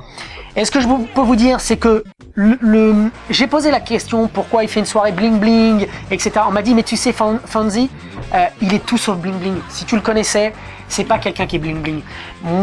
C'est pas quelqu'un qui roule sur l'or. Il vit à Shanghai, il est dans un petit studio. L'argent, il l'a pas pris pour lui. PayPal ne lui a pas payé. Alors aujourd'hui, j'ai posé la question, mais comment il a fait alors pour sortir les jeux? Donc il y a quand même dû se passer quelque chose. Est-ce que quelqu'un investit et qu'on le sait pas et qui s'exprimera pas sur ça? Néanmoins, aujourd'hui, des infos que j'ai qui viennent de lui, c'est qu'il n'est pas payé encore aujourd'hui et que quand il veut une réponse, il faut qu'il attende 6 mois. Et le mail qu'il a envoyé quand le jeu a été annoncé, qu'il a envoyé à tout le monde, prouve bien en fait. Il a quand même une espèce d'amertume. Alors il le dit, nous sommes fiers aujourd'hui d'annoncer que nous allons remplir à nouveau nos engagements. Plus de 30 ans après sa sortie, 20 ans après la fin du cycle 16 bits, et plus de 8 années de sueur, voici le jeu ultime pour la Mega Drive. Chacun dira ce qu'il veut, est-ce que c'est le jeu ultime ou pas. Paprium est la quintessence du jeu vidéo. Un bijou de programmation, d'excellence artistique, une merveille d'ingénierie, rien de plus et rien de moins. Avouez tout ou passez votre chemin. En fait, Paprium est beaucoup plus qu'un simple jeu, c'est la victoire totale et absolue sur le mauvais œil. Ça sent un message quand même de quelqu'un qui est meurtri. Après, oui, je comprends quand même que, bon, nous, tout le monde est critique, hein, c'est l'expression américaine, tout le monde est critique, c'est facile, hein, ça coûte rien. Lui, il faut quand même louer le fait que c'est un créateur, il s'est exposé, il a sorti un jeu qui est quand même super chouette, très agréable à jouer, et je comprends qu'au bout de toutes ces années, même s'il est assez largement fautif de la communication, de la façon dont toute cette aventure s'est déroulée, il y a une espèce de crispation comme ça qu'il a envie d'évacuer en étant un peu ordurier, en disant que les haters allaient se faire Et un peu pompeux. Ouais. Un peu, voilà. Bon, un peu pompeux quand même. C'est un peu de la com aussi, bon. Nous sommes en ce moment même en train d'emballer les précommandes. Le jeu, la sortie du jeu se fera officiellement le 16 décembre 2020. Ce qu'il faut savoir, c'est que il travaille tout seul. Tu l'as dit tout à l'heure, même pour envoyer les jeux, il est rentré en France pendant les fêtes de fin d'année et il a envoyé même les jeux avec sa famille. C'est-à-dire c'est même sa famille qui l'a aidé à envoyer les jeux. Ouais. Il est tout seul, ce gars-là. Et ce qu'il ressort de toutes les personnes que j'ai interrogées qui l'ont côtoyé, c'est que c'est un passionné. Il est passionné, c'est viscéral. On m'a même dit à l'époque de Pierre Solar, il était parti dans le Nevada, aux États-Unis, il avait loué une petite maison pour programmer tout seul dans son coin. Voilà, c'est quelqu'un qui veut faire les choses, qui s'implique à fond, sauf que il n'aurait pas dû gérer ce projet en termes de business. C'est pas son rôle, chacun sa place. La gestion de projet, c'est un métier. Il faut, enfin, je veux dire, chacun son métier, quoi. Il faut savoir s'entourer convenablement. Peut-être que encore une fois, c'est pas des critiques acerbes qu'on fait. Hein. Quand on dit, par exemple, techniquement, c'est pas tout à fait ce qu'on attendait. C'est pas pour cracher sur le jeu. Le jeu est chouette. Et encore une fois, les créateurs auront toujours 100 fois plus de mérite que ceux qui commentent. Mais simplement, au moins sur la communication et sur la longueur de temps qu'a pris la sortie du jeu, il y a quand même des choses à dire et on se permet d'en parler. Voilà, c'est un peu ça l'idée. C'est vraiment mon état d'esprit, c'était pas, je voulais pas, c'est des faits, c'est ce qui s'est passé et c'est Retro Game Test, c'est ça. C'est-à-dire ça s'est passé, et on l'explique. On a voulu prendre ce chemin parce que c'est ce qui, il y a les graphismes qui mettent en avant ce jeu. C'est-à-dire qu'on parle de Paprium, c'est graphisme, réalisation et fiasco. Tout ce qui s'est passé en termes de communication. Alors pas fiasco, puisqu'au bout du compte le jeu est sorti. Non mais le terme, c'est souvent les gens, si tu posais la question, c'est graphisme, c'est réalisation et c'est fiasco. C'est-à-dire que c'est les trois mots. C'est dommage d'associer le terme fiasco à Paprium au bout du compte. Ouais. Finalement non. Puisqu'il est sorti. Mais alors c'est la question que je te pose. Est-ce qu'aujourd'hui, compte tenu que le jeu soit sorti, il remplit pas à 100%, à 99,9%, on voit qu'il y a des changements, c'est son contrat? Mais est-ce qu'on peut aujourd'hui, on peut se dire, bien que ce qui compte c'est le jeu, comme Fonzie pense, et que tout ce qui s'est passé, ça n'a aucune importance? C'est difficile à dire, chacun ressentira les choses différemment selon sa sensibilité. Moi je pense que le plus important est qu'il sorte le jeu, parce qu'il n'a jamais prétendu être un professionnel, il fait ça en amateur, même s'il a une société, même s'il demande du financement. Ça reste du homebrew, ça reste, un travail de passionné, quoi, donc... Entre passionnés, normalement, on doit se comprendre. C'est mon avis. Et alors, c'est là que je vais vous parler, parce que tu parles d'amateurs, etc. Pourquoi l'argent a été bloqué? C'est quelque chose de très simple. Pourquoi PayPal, même à ce jour, ne donne pas l'argent? C'est qu'en fait, il a ouvert un compte particulier. D'accord.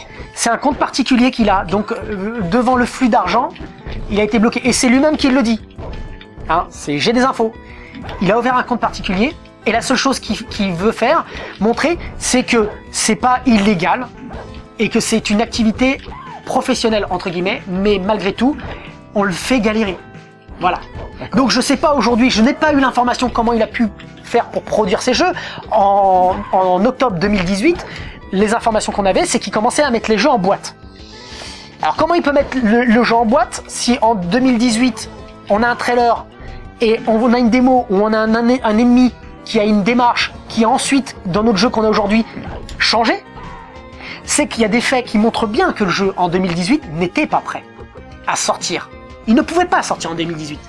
Les sprites, ce sprite-là qu'on voit là, il n'avait pas cette taille-là. Pourquoi il l'a diminué? Pourquoi l'avoir diminué? Vraisemblablement parce que techniquement ça passait pas son Mega Drive, c'est ce que tu as dit déjà. Voilà, tout simplement. Donc, alors nous sommes en ce moment même en train d'envoyer.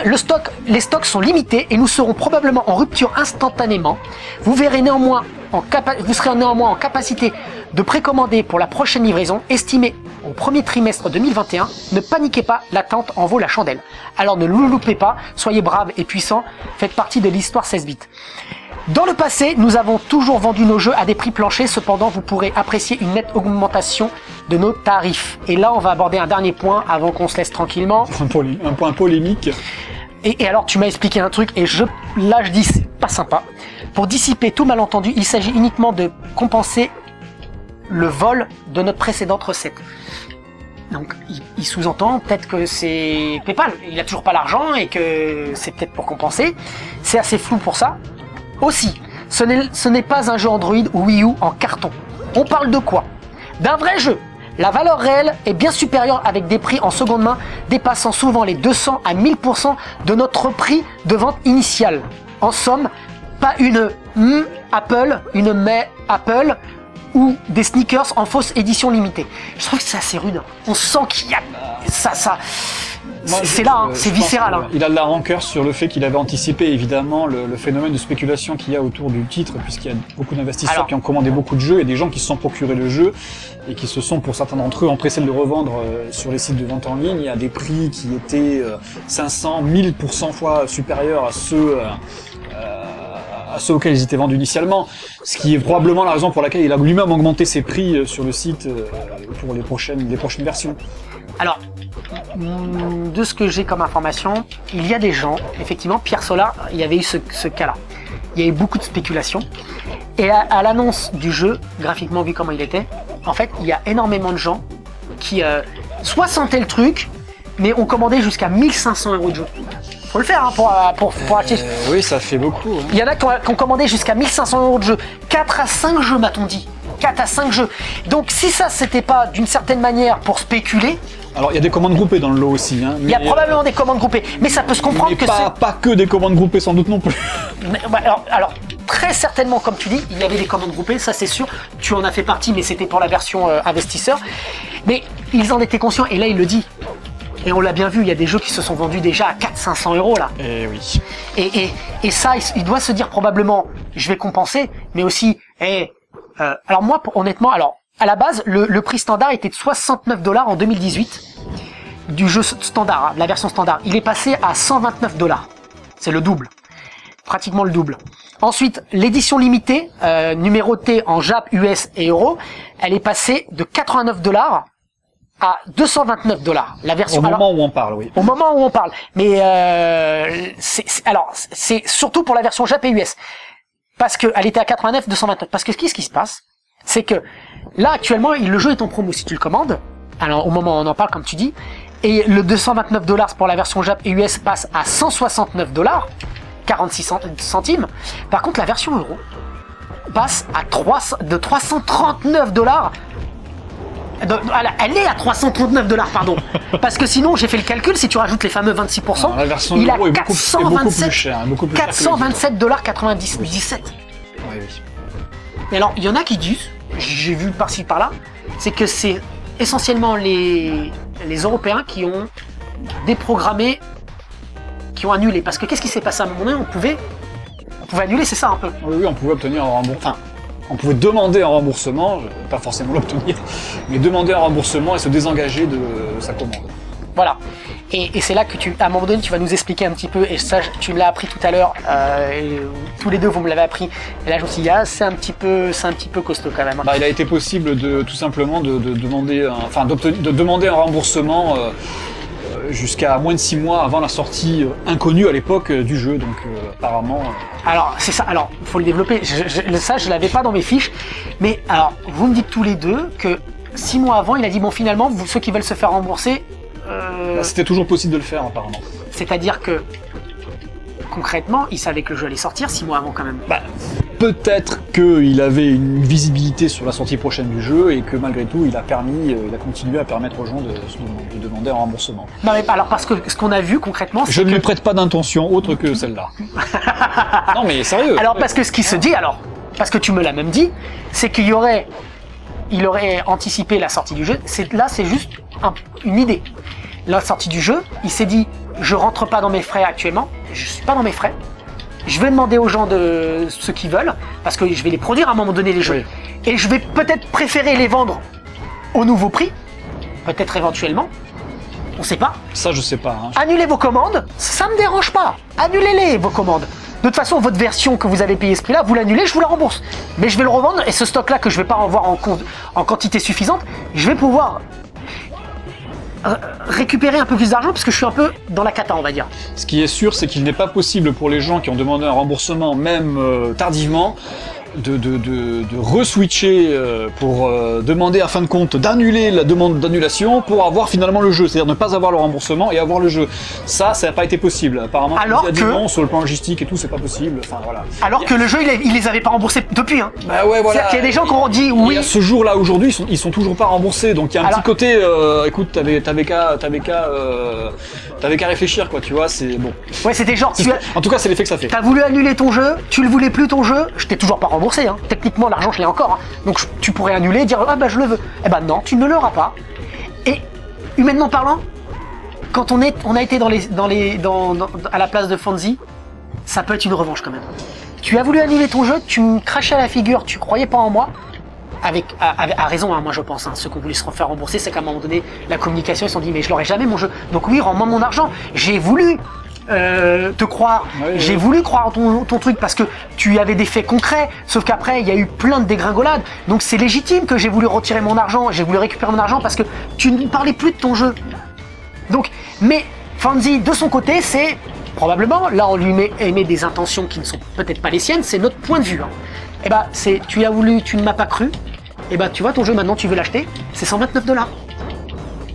C'est un peu ça l'idée. C'est ce qu'on peut imaginer, oui. Sauf s'il dément. Parce que là, concrètement, l'argent, il l'a pas rendu, l'argent. Alors il a dit qu'il allait rembourser les gens. Mais a priori, c'est pas encore fait. Pour l'instant, c'est en cours. De ce que j'en sais aujourd'hui, c'est pas encore fait. Donc voilà. Voilà, donc on a fait un peu le tour, Emile LP, un peu avant qu'on voit Mister X après le générique. Ouais.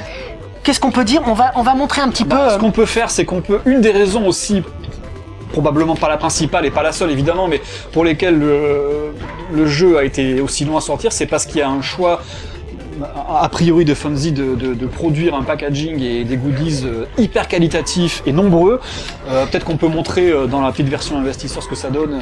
Tu vas nous le montrer juste après, ouais, juste un petit détail à développer. Mais toi, ce que je voulais savoir, c'est en termes de jeu, avant de passer sur ça. Parce que tu as raison, alors c'est bien que tu parles de ça. Moi, je trouve que c'est beau, tu vois, les trucs qu'on a comme dans les bus à rallonge là qui bougent entre les deux. Je trouve ça vraiment chouette, hein, franchement.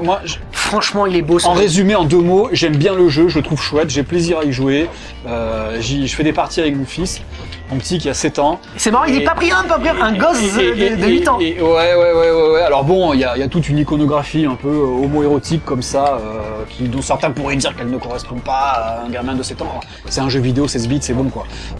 On passe de bons moments, c'est un chouette jeu, il est beau, il est agréable à jouer et je suis content de l'avoir reçu et de pouvoir brancher un Mega Drive. Voilà. Alors juste pour terminer, parce que pour Fonzie, effectivement, c'est quelqu'un qui n'est pas dans la communication. Et pour vous donner, pour vous dire qu'il n'est pas forcément parti avec l'argent, c'est pas quelqu'un qui, lui, son but, c'est faire de l'objet, c'est créer. Et il n'est pas dans l'argent. Ça, je peux vous le dire après avoir interrogé plein de gens depuis quelques années par rapport à le concernant. C'est que par exemple, le packaging qu'on va vous montrer, c'est à perte. C'est-à-dire, c'est ce qui conduit à sa perte, à une perte de temps. C'est que là, le jeu que vous avez eu, pourquoi aussi d'une certaine manière à $69, c'est à perte là. Bah, vu ce qu'il y a dans la boîte... Même à 50, toi c'est 50. Ouais, de mémoire. Toi c'était 50 pour les premiers backers, les investisseurs c'est 50. Je sais plus exactement, mais ça doit être c'est 50 les investisseurs. Mais c'est à perte. Écoute, on voit ce qu'il y a tu veux prendre la manette pour me laisser faire un unboxing ? Vas-y, montre-nous un petit peu. Mais concrètement, c'est à perte. Moi, on me l'a dit. En fait, il s'est perdu là-dedans. Tout est dans le détail. Déjà, le carton, il y a le petit, on le verra peut-être pas, le petit watermelon en filigrane avec des petits trous comme ça, qui a été spécifiquement produit pour distribuer le jeu, cette version-là. Dans le carton, il y a un superbe, et vraiment, je sais pas si ça va rendre, mais un superbe Mets-toi packaging. Plus devant en face. Voilà, comme ça. Un superbe packaging rose comme ça, avec un deuxième carton à l'intérieur. Je vais le sortir en essayant de pas l'esquinter. Hop. Faire ça proprement. Avec. Et ça, même ça, au niveau du level design, je trouve que c'est chouette, ça aussi, ce stage. Ouais, original. Oui. Un long mot pour expliquer un peu. Tu as déjà dit tout ce qui est inscrit, hein, pour expliquer l'histoire du déroulement, du développement de ce jeu, les raisons pour lesquelles ça a été un peu long, etc. Regardez le carton. Hop. Alors il y a eu d'unboxing déjà pas mal en pagaille sur le web. Mais pas plus de ce côté-là parce que ça va être coupé là. Voilà, là comme ça. Voilà, je vais montre comme ça. Le carton qui s'ouvre. À l'intérieur, plusieurs choses. Le jeu Paprium lui-même, ça, c'est connu. Alors une chose que je t'ai dit la première fois, c'est pas une boîte Mega Drive, hein, c'est un truc qui se déplie comme ça. J'ai l'impression d'être Annie Pujol. Hop, voilà. Je vais pas. Et la première chose que je t'ai dit quand tu as ouvert ta cartouche, est-ce que il y a un cellophane? Est-ce que tu l'as arraché? Toi, tu t'as fait une belle découpe. J'ai vu plein de vidéos, je me suis dit, mais ils ont arraché. Mais vous êtes sérieux les amis là? Il est dans une espèce de petit sachet comme ça avec un opercule qu'il faut ouvrir derrière et hop, moi j'ai beaucoup l'ont arraché de façon pas trop dégueulasse. Chacun fait ce qu'il veut. À l'intérieur, il y a aussi ce petit truc qui est en fait... c'est là qu'il se perd. Une espèce de... Ne mets pas trop près de la caméra parce que sinon tu vas faire la balance des blancs. Mais... D'accord, une espèce de pseudo slipard... du personnage. Pareil, toujours dans l'iconographie homo-érotique qu'on évoquait. Bon, ça typiquement, c'était pas nécessaire, quoi. Enfin, c'est rigolo 10 secondes, mais ça sert à rien. Et tu nous le disais en termes de... Il faut le produire, il faut le designer, il faut le suivre, le foutre dans la boîte. Le valider, Ça, à mon sens, c'est une perte de temps, ça sert à rien. C'est rigolo 10 secondes, mais ça ne sert vraiment à rien, et ça, à mon avis, rallonge ça contribue à rallonger la sortie du jeu. Pareil, il y a un petit pins comme ça dans une très jolie petite boîte. Ça aussi, ok, c'est sympatoche, mais pourquoi ? Franchement, pourquoi ? Mais c'est comme ça souvent les collectors, mais c'est vrai que quand tu fais un jeu et que tu... Ça sert à rien. Alors tout ça était déjà prêt à la soirée du 28 octobre. Déjà, tout les goodies, tout ça était déjà terminé. Ouais, mais je suis pas sûr que les gens attendaient ça spécifiquement, tu vois, avec des cartes postales. Un petit mot de Fonzie. Merci pour votre patience. Alors, c'est vraiment lui qui l'a écrit ou c'est imprimé ? Non, c'est lui qui l'a écrit là. Là, c'est au stylo, regarde. Ah ouais, ça a l'air. La petite BD, volume 1. Alors étrangement, il y a un volume 1 que j'ai pas ouverte. Petite BD Paprium. Et puis un livret dont je crois que j'ai pas ouvert non plus, qu'il s'agit d'une sorte de calendrier. Je l'ouvrirai de toute façon. Moi, je ne compte pas revendre mon exemplaire, je le dis tout de suite. Donc tout ça pour montrer que, enfin, à mon sens, ça c'est sympatoche, mais c'est très qualitatif, trop cher à mon avis sur le packaging, et ça s'éparpille autour du jeu, quoi. Tout ça, ça a contribué à retarder la sortie du jeu, à mon avis. Ouais, tu penses toi ? Moi, je pense, ouais. Alors, et donc c'est là que je disais, en fait, pourquoi c'est quelqu'un qui... faut savoir, je vous expliquais qu'à un moment donné, Game Haven fermait, pour le coup, et il lui fallait une boutique, là c'est Games & Mall, mais moi des infos que j'ai de plusieurs gérants de boutiques du boulevard Voltaire, c'est que Fonzie avait fait le tour des boutiques, et les boutiques ne voulaient pas du tout travailler avec lui. Ah ouais. Les boutiques ne sont pas revendeurs, il y a des plus grosses boutiques que Games & Mall quand vous réfléchissez. J'adore Games & Mall, mais là il y avait, clairement, il s'est fait rembarrer.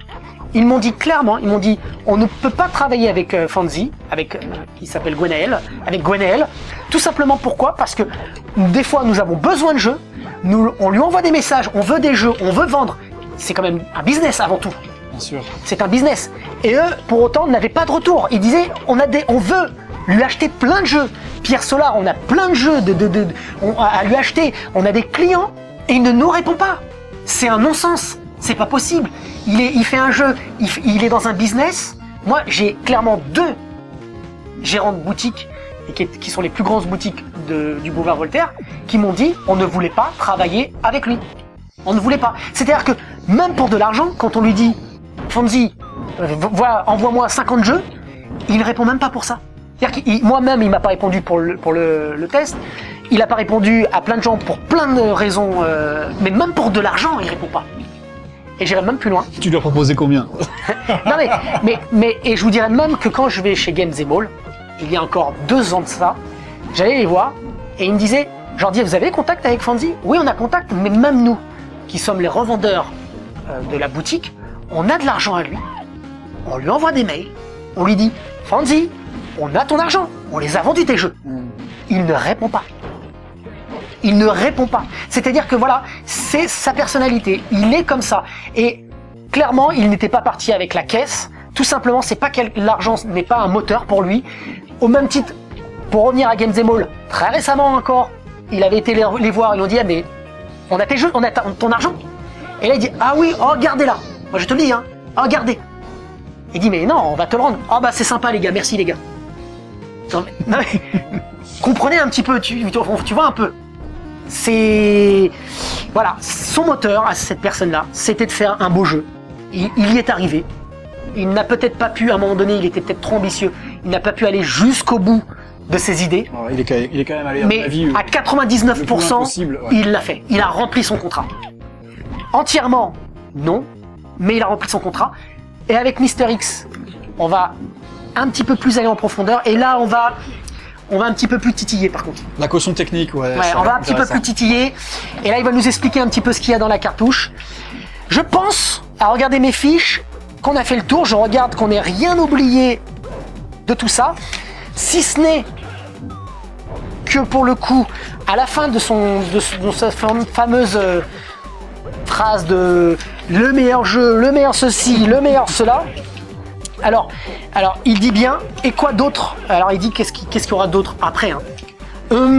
Peut-être un autre beat'em all, un beat'em up, encore plus fun, c'est point d'interrogation. Donc, en gros, voilà. Il se pourrait qu'il y ait peut-être un autre beat'em up qui sorte. Hein. Il y aura peut-être un dauphin bientôt. Ouais. Voilà. Donc, je pense qu'on a fait à peu près le tour de ce jeu. Moi, ce que j'en retiendrai, c'est que c'est un très bon jeu. C'est pas le meilleur jeu Mega Drive, mais techniquement, c'est le plus beau parce que il réutilise une librairie. Voilà, on voit par exemple il y a du til là. On voit que les décors sont réutilisés. Il utilise vraiment en termes de graphisme une grande banque de données, ce qui en fait un jeu riche graphiquement. Et je pense que à ce stade, oui, ils auraient pu le faire à l'époque. Ils n'avaient pas les moyens d'avoir de grosses ROM. Ils n'avaient pas le temps de développement, donc ils n'ont pas pu le faire. Néanmoins, lui a pu le faire. Ça coûte moins cher aujourd'hui. Et on a un jeu que si lui ne l'avait pas fait, on n'aurait jamais eu un jeu aussi beau sur Mega Drive d'une certaine manière. Parce que là, quand même, il est techniquement les clignotements un peu partout. Là, quand je parle clignotement, les éclairages derrière, ça clignote. C'est quand même vraiment très chouette, quoi. Je te laisse faire le mot de la fin. Je pense que j'ai tout dit de ce qu'il y avait à dire. On a fait à peu près le tour.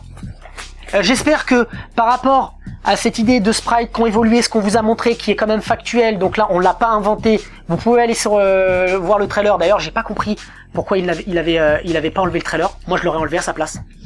Mais bon, il était déjà repris sur quelques sites, notamment la vidéo qui fait 1 minute et 9 secondes où on voit ce fameux ennemi avec sa vraie démarche, qui elle n'a été reprise nulle part. Moi, je l'aurais enlevé personnellement, pour pas que si jamais vraiment, ou alors il s'est dit un jour quelqu'un tombera dessus. Tu sais, une fois que c'est sur Internet, hein. Ouais. Bon, tu me diras. Je te laisse dire le mot de la fin, Émilie Alpi. Bah, je vais me répéter, je vais dire encore une fois que c'est le travail des créateurs, c'est eux qui comptent. Nous, on compte pas, quoi. C'est formidable, à mon sens, d'avoir un jeu Mega Drive qui sort en 2020, qui est chouette, qui est agréable à jouer et qui en plus bénéficie d'un packaging extrêmement qualitatif. Voilà, merci. Et même si c'était très long, trop long, même s'il y a manqué de la com, bravo pour cette performance. Moi je dis pareil, franchement. Voilà, consensuel. Voilà, donc là tu es censé dire au revoir à tout le monde et on retrouve Mister X juste après le générique. D'accord, alors au revoir à tout le monde et à bientôt dans 4 ou 5 ans. Voilà. Et Mister X tout de suite après le générique.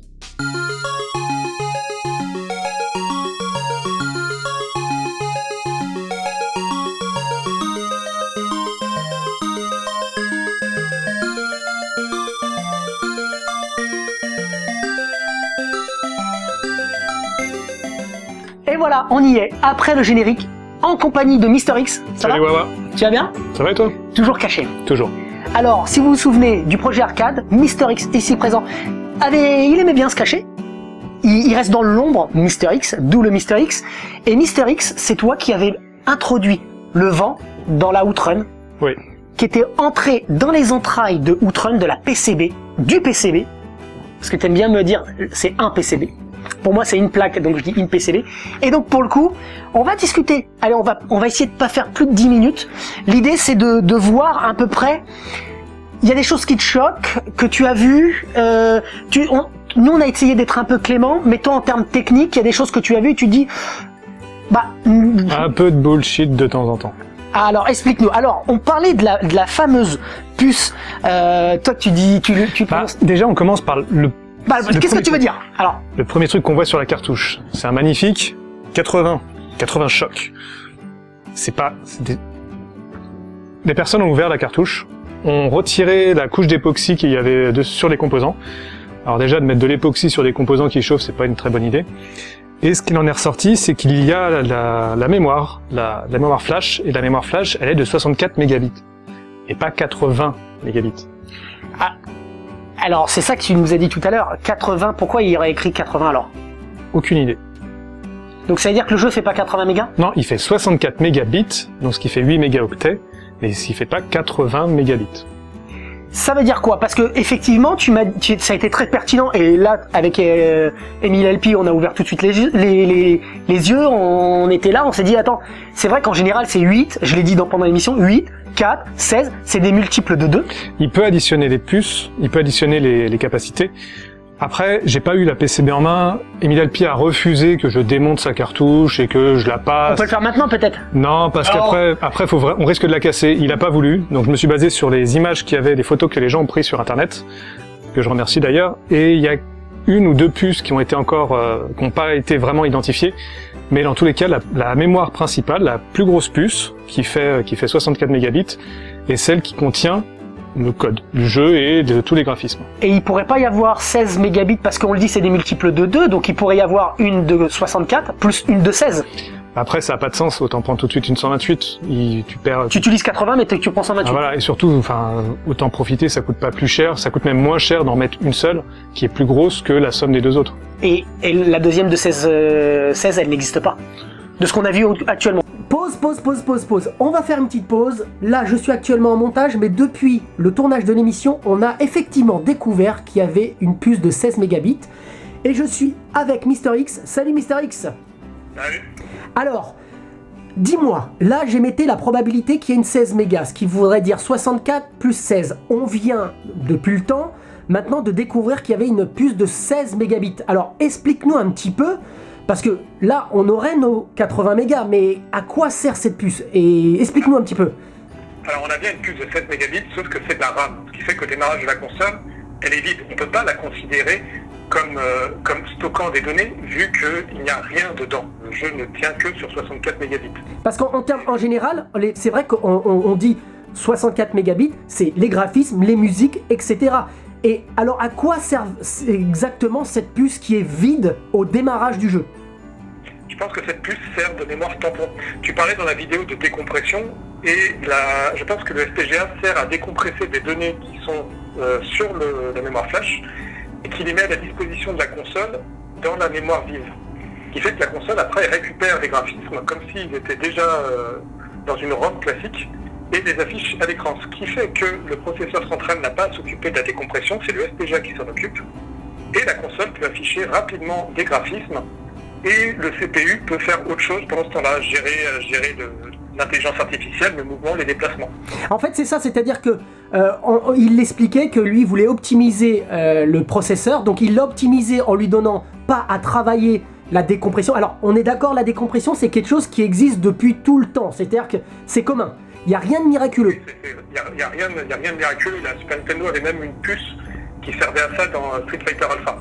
Sauf que pour la plupart des jeux, c'était le processeur central qui s'en occupait. Et là, il a déchargé le processeur central de cette tâche, et c'est le FPGA qui s'en occupe. Alors moi je disais dans la vidéo, c'est une puce magique qui décompresse pour faire en sorte qu'il y ait des sprites que la Mega Drive n'est pas capable de faire. Donc on est bien d'accord, elle ne sert pas à ça. Les sprites qu'on voit affichés dans le jeu, la Mega Drive aurait été capable de le faire. Elle sert pas à ça, cette puce. Oui, il aurait pu mettre une mémoire de 128 mégabits et mettre les graphismes en clair dedans, pas compressés, ça aurait été la même chose, sauf qu'il a voulu optimiser. Et d'un autre côté, la mémoire flash permet aussi de générer sûrement des effets graphiques qu'on voit à l'écran, par exemple la mosaïque. Le FPGA peut se charger de faire une opération mathématique et générer des tiles correspondant à la mosaïque. Et la Mega Drive vient récupérer ces tiles comme si c'était des graphismes classiques. D'accord. Alors on est aussi d'accord parce que ce qu'on pourrait sortir comme explication brute, c'est de se dire que les fameux 16 mégas, ce serait le premier jeu qui se lance quand on lance le jeu. On sait qu'il y a un Paprium Mini, mais là tu nous dis clairement, il n'y a rien du tout dedans. Elle n'existe pas, elle est vide cette mémoire, donc elle sert à stocker à la volée des informations en décompressant et en disant au FPGA décompresse, comme ça envoie à la console, et la console, le processeur n'a pas à faire ce travail-là, c'est tout. Voilà, on peut dire même que ça peut être aussi un frame buffer, ce qui fait que les grosses scènes sont envoyées directement dans la mémoire vive, et la console vient les récupérer comme des graphismes classiques. Voilà, mais ça la console aurait été capable de faire, mais lui éventuellement il voulait optimiser, comme il dit, le 60 fps, c'est probablement pour ça qu'il a fait ça. Voilà, et c'est plus pratique, ça permet d'avoir plus de possibilités d'effets graphiques, et tout ça, ça serait géré par le FPGA, mais on va pas plus loin que les spécifications de la console, de la Mega Drive. D'accord, donc c'est pas ça qui fait qu'il y a des gros sprites, qu'il y a beaucoup plus de décors, comme on l'expliquait au préalable. De toute façon, on voit les sprites continuent de clignoter. Voilà. Ok, et pour terminer, c'est-à-dire que concrètement, est-ce que ces 16 mégabits sont continuellement utilisés? Il est probable, c'est mon point de vue, que par exemple, 16 mégabits, en termes d'achat, ça coûterait moins cher qu'une 4 ou une 8, donc on n'est même pas à l'abri qu'en fait, ils soient utilisés, parce que c'est quand même énorme 16 mégabits pour stocker des données quand même. Ah oui, c'est beaucoup, mais je pense qu'il a dû se faire plaisir. Fonzie aime bien coder, et je pense qu'il a dû en profiter un maximum pour mettre plein d'effets ou la remplir. De toute façon, ça change rien au jeu. Plus tard, s'il veut, il pourra utiliser tous les 16 mégabits s'il y a une mise à jour. Ah, c'est peut-être pour ça, d'accord. Tu penses que c'est éventuellement pour ajouter des graphismes, même pas, il pourra pas ça. Non, il pourra pas, mais il pourra optimiser, enfin, il vise large. De toute façon, comme tu dis, c'est le même prix que ça soit 8 ou 7. Autant voir grand. Et on n'est pas à l'abri en plus que concrètement, actuellement, soit utilisé peut-être 4 mégas ou 8 mégas. Donc on n'est clairement pas dans un jeu 80 mégas, on est dans un jeu de 64 qui utilise une petite armoire en plus pour décompresser, mais elle ne contient pas de graphisme, pas de son et pas de programme. Non, rien de tout ça. D'accord, donc pour toi, ce jeu fait combien de mégas et on va se laisser sans ça? 64 mégabits et va pas plus loin. Très bien, merci Mister X. Là, on récupère là où on en était, on va y retourner et vous allez voir, il y aura des petites répétitions pour le coup avec ce qu'on vient de dire à l'instant, mais voilà, c'était important de clarifier un peu cette histoire parce qu'entre temps, on a découvert cette puce qui fait 16 mégabits. On y retourne. De ce qu'on a vu actuellement. Il y a une autre mémoire flash qui sert pour le FPGA. Alors, il y a quoi dedans exactement? Alors, parce que il y a des gens qui disent le FPGA servirait à. Alors, c'est là, comment il a fait pour faire des graphismes extraordinaires? Il décompresse en direct. Il y aurait une puce FPGA. FPGA, c'est quoi, si tu peux nous le dire en 20 secondes? Déjà, on va mettre le Datenmeister. Le Datenmeister n'existe pas. Il a mis en avant son composant, son Datenmeister, mais son Datenmeister n'a pas été conçu par lui, n'existe pas en tant que tel.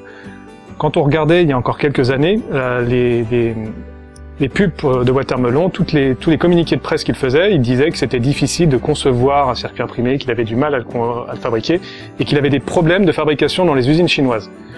Sauf qu'au final, il utilise deux gros composants, donc un STM32, j'y reviens juste après, et un FPGA dont tu parlais. Le FPGA, c'est un circuit reprogrammable sur lequel tu peux faire ce que tu veux. C'est révolutionnaire aujourd'hui, en ce moment. On entend, c'est le mot à la mode. Alors ça existe depuis des dizaines d'années, mais pourquoi c'est à la mode? Parce que ça commence à être beaucoup moins cher et on a de plus en plus de consoles tout en un qui fonctionnent autour d'un seul FPGA. L'avantage, c'est que pour un composant qui coûte 10 ou 15 euros, on peut avoir une Super Nintendo reconstruite dedans. On a un exemple du projet Mystère qui utilise un FPGA. Et dessus, on peut simuler n'importe quelle console actuellement. Alors, c'est pas de l'émulation, c'est... Là, il y a un gros débat. C'est de l'émulation, mais c'est de l'émulation hardware.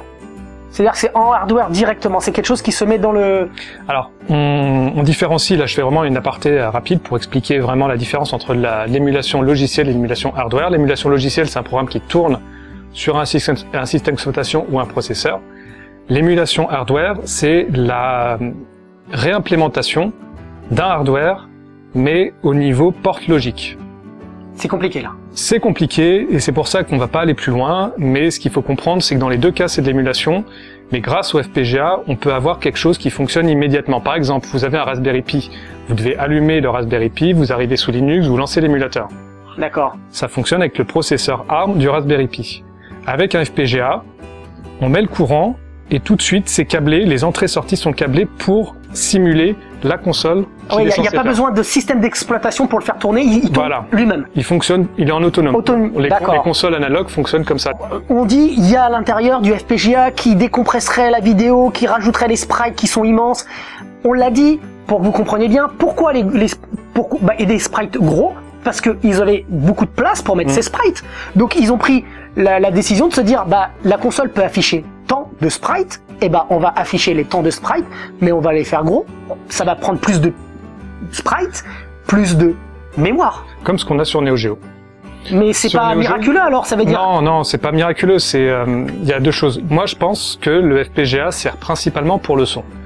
La partie son qui est mise en avant, et pour moi, elle est synthétisée dans le FPGA. Il a récupéré sûrement un code où il l'a développé, ça existe en open source, une amélioration du chip qu'on peut entendre, du chip YM Yamaha qu'on a dans la Mega Drive et qu'on a dans d'autres appareils. Et il l'a synthétisé dans le FPGA pour améliorer la sortie son, sachant que le son est câblé sur le port cartouche. Ça permet d'avoir un son de meilleure qualité. C'est pour ça d'ailleurs que ça fonctionne pas sur certains clones de la Mega Drive, parce que les clones n'ont pas câblé le son. Les clones n'ont pas câblé les piles de son. Donc, le Datenmeister, Le Datenmeister. Datenmeister, c'est ni plus ni moins pour le son, c'est ce qu'on a dit. Moi, je pense que c'est surtout pour le son. Après, Et il le dit un peu dans l'interview que j'ai lue, oui, et c'est un peu c'est mis évasif, en avant, c'est mis en avant. mais il fait bien comprendre que c'est pour le son sans être non plus, tu vois. Ah, surtout que le terme Datenmeister, c'est de l'allemand et ça veut dire maître des données. C'est un peu vague, mais maintenant, aujourd'hui, dans ces dernières interviews, on voit qu'il met en avant surtout le côté son de la chose et moins le côté vidéo, parce que maintenant, on voit quand on a essayé que on n'a pas de magie, on n'a pas de transparence sur la Mega Drive, on n'a pas plus de sprites. La Mega Drive est limitée à 20 sprites par scanline, Et moi j'ai vu 80 aussi en... 80 par frame. Une scanline, D'accord, c'est une ligne. d'accord. Et l'écran complet, donc toute la frame, est limitée par 80 sprites. Et il y a un miracle, on le voit que ça clignote Non, partout. on le voit, il y a différents effets où quand il y a trop de sprites sur la même ligne, on voit bien que les jambes du personnage disparaissent, que le corps disparaisse. Ça dure quelques frames, mais ça suffit de se rendre compte que la puce ne peut pas de toute façon aller plus vite ou faire plus de choses que propose le processeur graphique, le VDP de la Mega Drive. C'est normal, le VDP c'est lui qui à la fin génère l'image, et peu importe ce qu'on a mis avant, ça sera limité, ça sera contraint par le VDP de la Mega Drive. Et c'est pour ça d'ailleurs que le 32X fonctionne en parallèle de l'image, de la sortie vidéo. Le 32X, si les gens ont pu s'amuser à essayer, à débrancher le 32X pendant qu'il est en train de fonctionner, on voit bien qu'il y a une couche à l'écran qui disparaît. Parce que le 32X se superpose à l'image générée de la Mega Drive. D'accord. Et alors, tout à l'heure, on expliquait, on voyait, par exemple, on s'est dit, mais c'est de la transparence ou pas, l'effet sombre, ou c'était sombre. Alors, ce qu'on a fait, c'est que tout de suite après, je me suis dit, je vais quand même voir la capture qu'on a fait. J'ai fait stop, pour voir si à un moment donné, il y avait le clignotement. Effectivement, on voyait des couches sans et avec, si c'était un clignotement. Avec Émile Elpi, on s'est dit ça, mais en fin de compte, il n'y a pas. Non, c'est juste de la luminosité que tu peux jouer sur la palette, sur la luminosité de la palette, c'est simplement ça. Et on a l'impression qu'il y a de la transparence. Oui, mais c'est juste, t'éclaires un peu plus ou t'éclaires un peu moins, c'est pas une C'est-à-dire que transparence. tu lui dis à un certain niveau de l'écran, et bah, tout ce qui est en dessous, ce sera tu l'allumeras comme il faut, et l'autre, tu l'atténues la palette. Ouais, c'est ça. C'est tout, en fait. Oui, c'est tout. Mais on pense que c'est de la transparence. On peut penser Mais que c'est de la c'est bien joué, quand transparence, même. mais on le voit de toute façon, les effets de transparence, comment il fait quand on a un effet de lumière jaune. On voit qu'il fait un quadrillage qui alterne à chaque frame en haut, en bas. Ce qui fait qu'avec la rémanence sur l'image, on a l'impression que c'est transparent. Mais c'est des effets qui existent sur Mega Drive, qui existent dans plein de jeux Mega Drive. On le voit déjà dans Sonic. Dans Sonic, quand on arrive à côté d'une cascade d'eau, on voit bien qu'on a un quadrillage. Sauf qu'à l'époque, c'était censé fonctionner sur du S-Vidéo. Et le S-Vidéo mélange un peu les couleurs, bave, étale tout ça.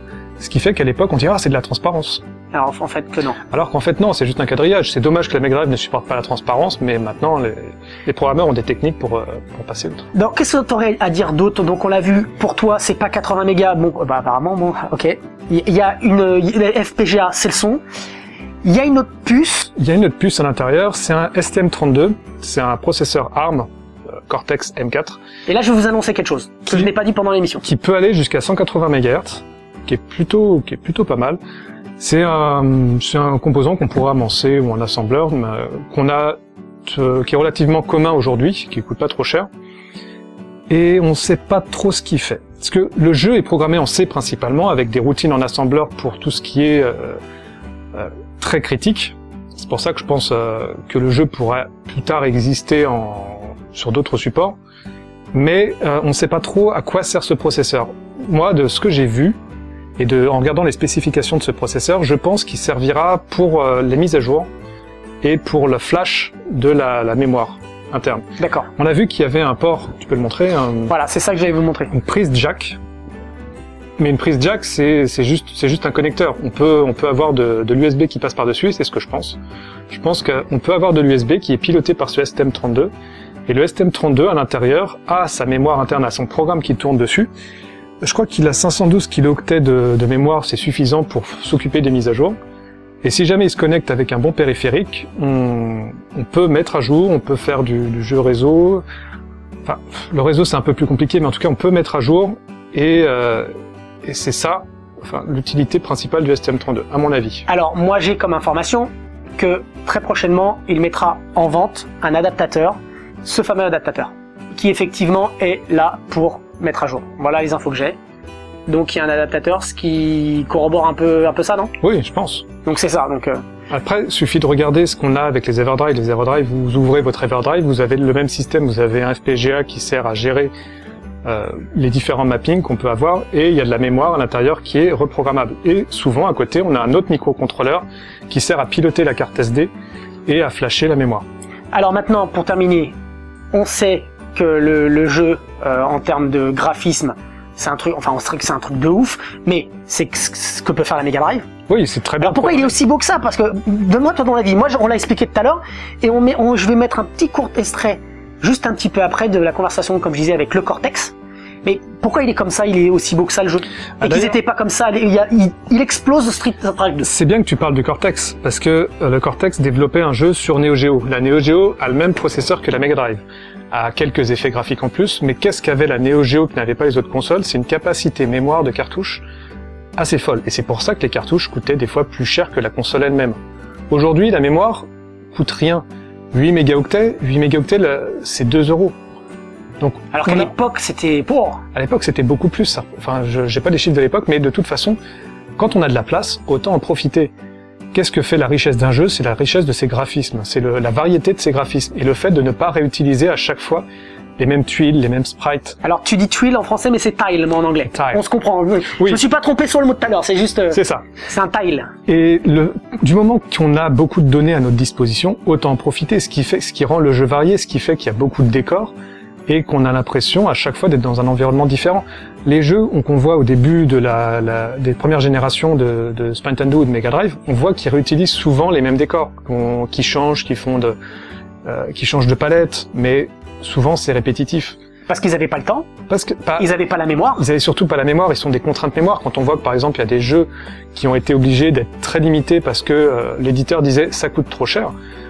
J'ai vu des interviews de jeux, par exemple Flashback sur Super Nintendo, où la développeuse de l'époque disait j'ai besoin de plus de mémoire. Non, ça coûte trop cher, parce que les cartouches, la mémoire, coûte cher. Donc les développeurs et les développeuses de l'époque ont dû à chaque fois limiter un maximum leurs ambitions. Là, il n'y a pas de limite. Il y a 8 mégaoctets pour un jeu, il n'y a aucun jeu Mega Drive qui soit aussi gros. Donc autant. Alors 8 mégaoctets qui font l'équivalent de 64 mégabits. 64 mégabits parce que tu dis que c'est du 64 mégabits. Ouais, je dis 8 mégaoctets. Mégaoctets et mégabits, c'est pas pareil, c'est En fait, un mégaoctet, c'est pas ça, c'est disons un octet, c'est 8 bits. D'accord, voilà. Donc si on veut passer de l'un à l'autre, on multiplie par 8. Ben voilà. OK, donc concrètement, là, on va voir juste un petit extrait où déjà on parlait un petit peu de ça avec le Cortex. Le jeu, c'est Crushing Pony Hidden Dragon. Il fait 1609 mégabits. Bits. Ici, bon alors la première contrainte c'est le dessin au pixel de tous les décors, donc là comme on peut le voir, on a environ 20 par 20 écrans, là ça fait un énorme travail de dessin, surtout qu'on a essayé de ne pas dessiner au tile, c'est-à-dire des carrés par exemple de 16 par 16 qui reprendraient, alors là ici on en a, tu vois. Si, toi l'alignement des carrelages, regarde, là il est là, ici, et là il est légèrement plus haut. Donc la console, ça veut dire qu'elle ne va pas... Elle va pas se mutualiser dire les sprites. j'en ai un et je vais le multiplier. Voilà. Il y a des tuiles qui sont de structures différentes. Alors, je dis pas qu'il peut pas y avoir deux sprites identiques et j'espère bien qu'il y en a. C'est pour ça qu'on arrive à mettre des cartes gigantesques comme ça, parce qu'il y a pas mal de cartes.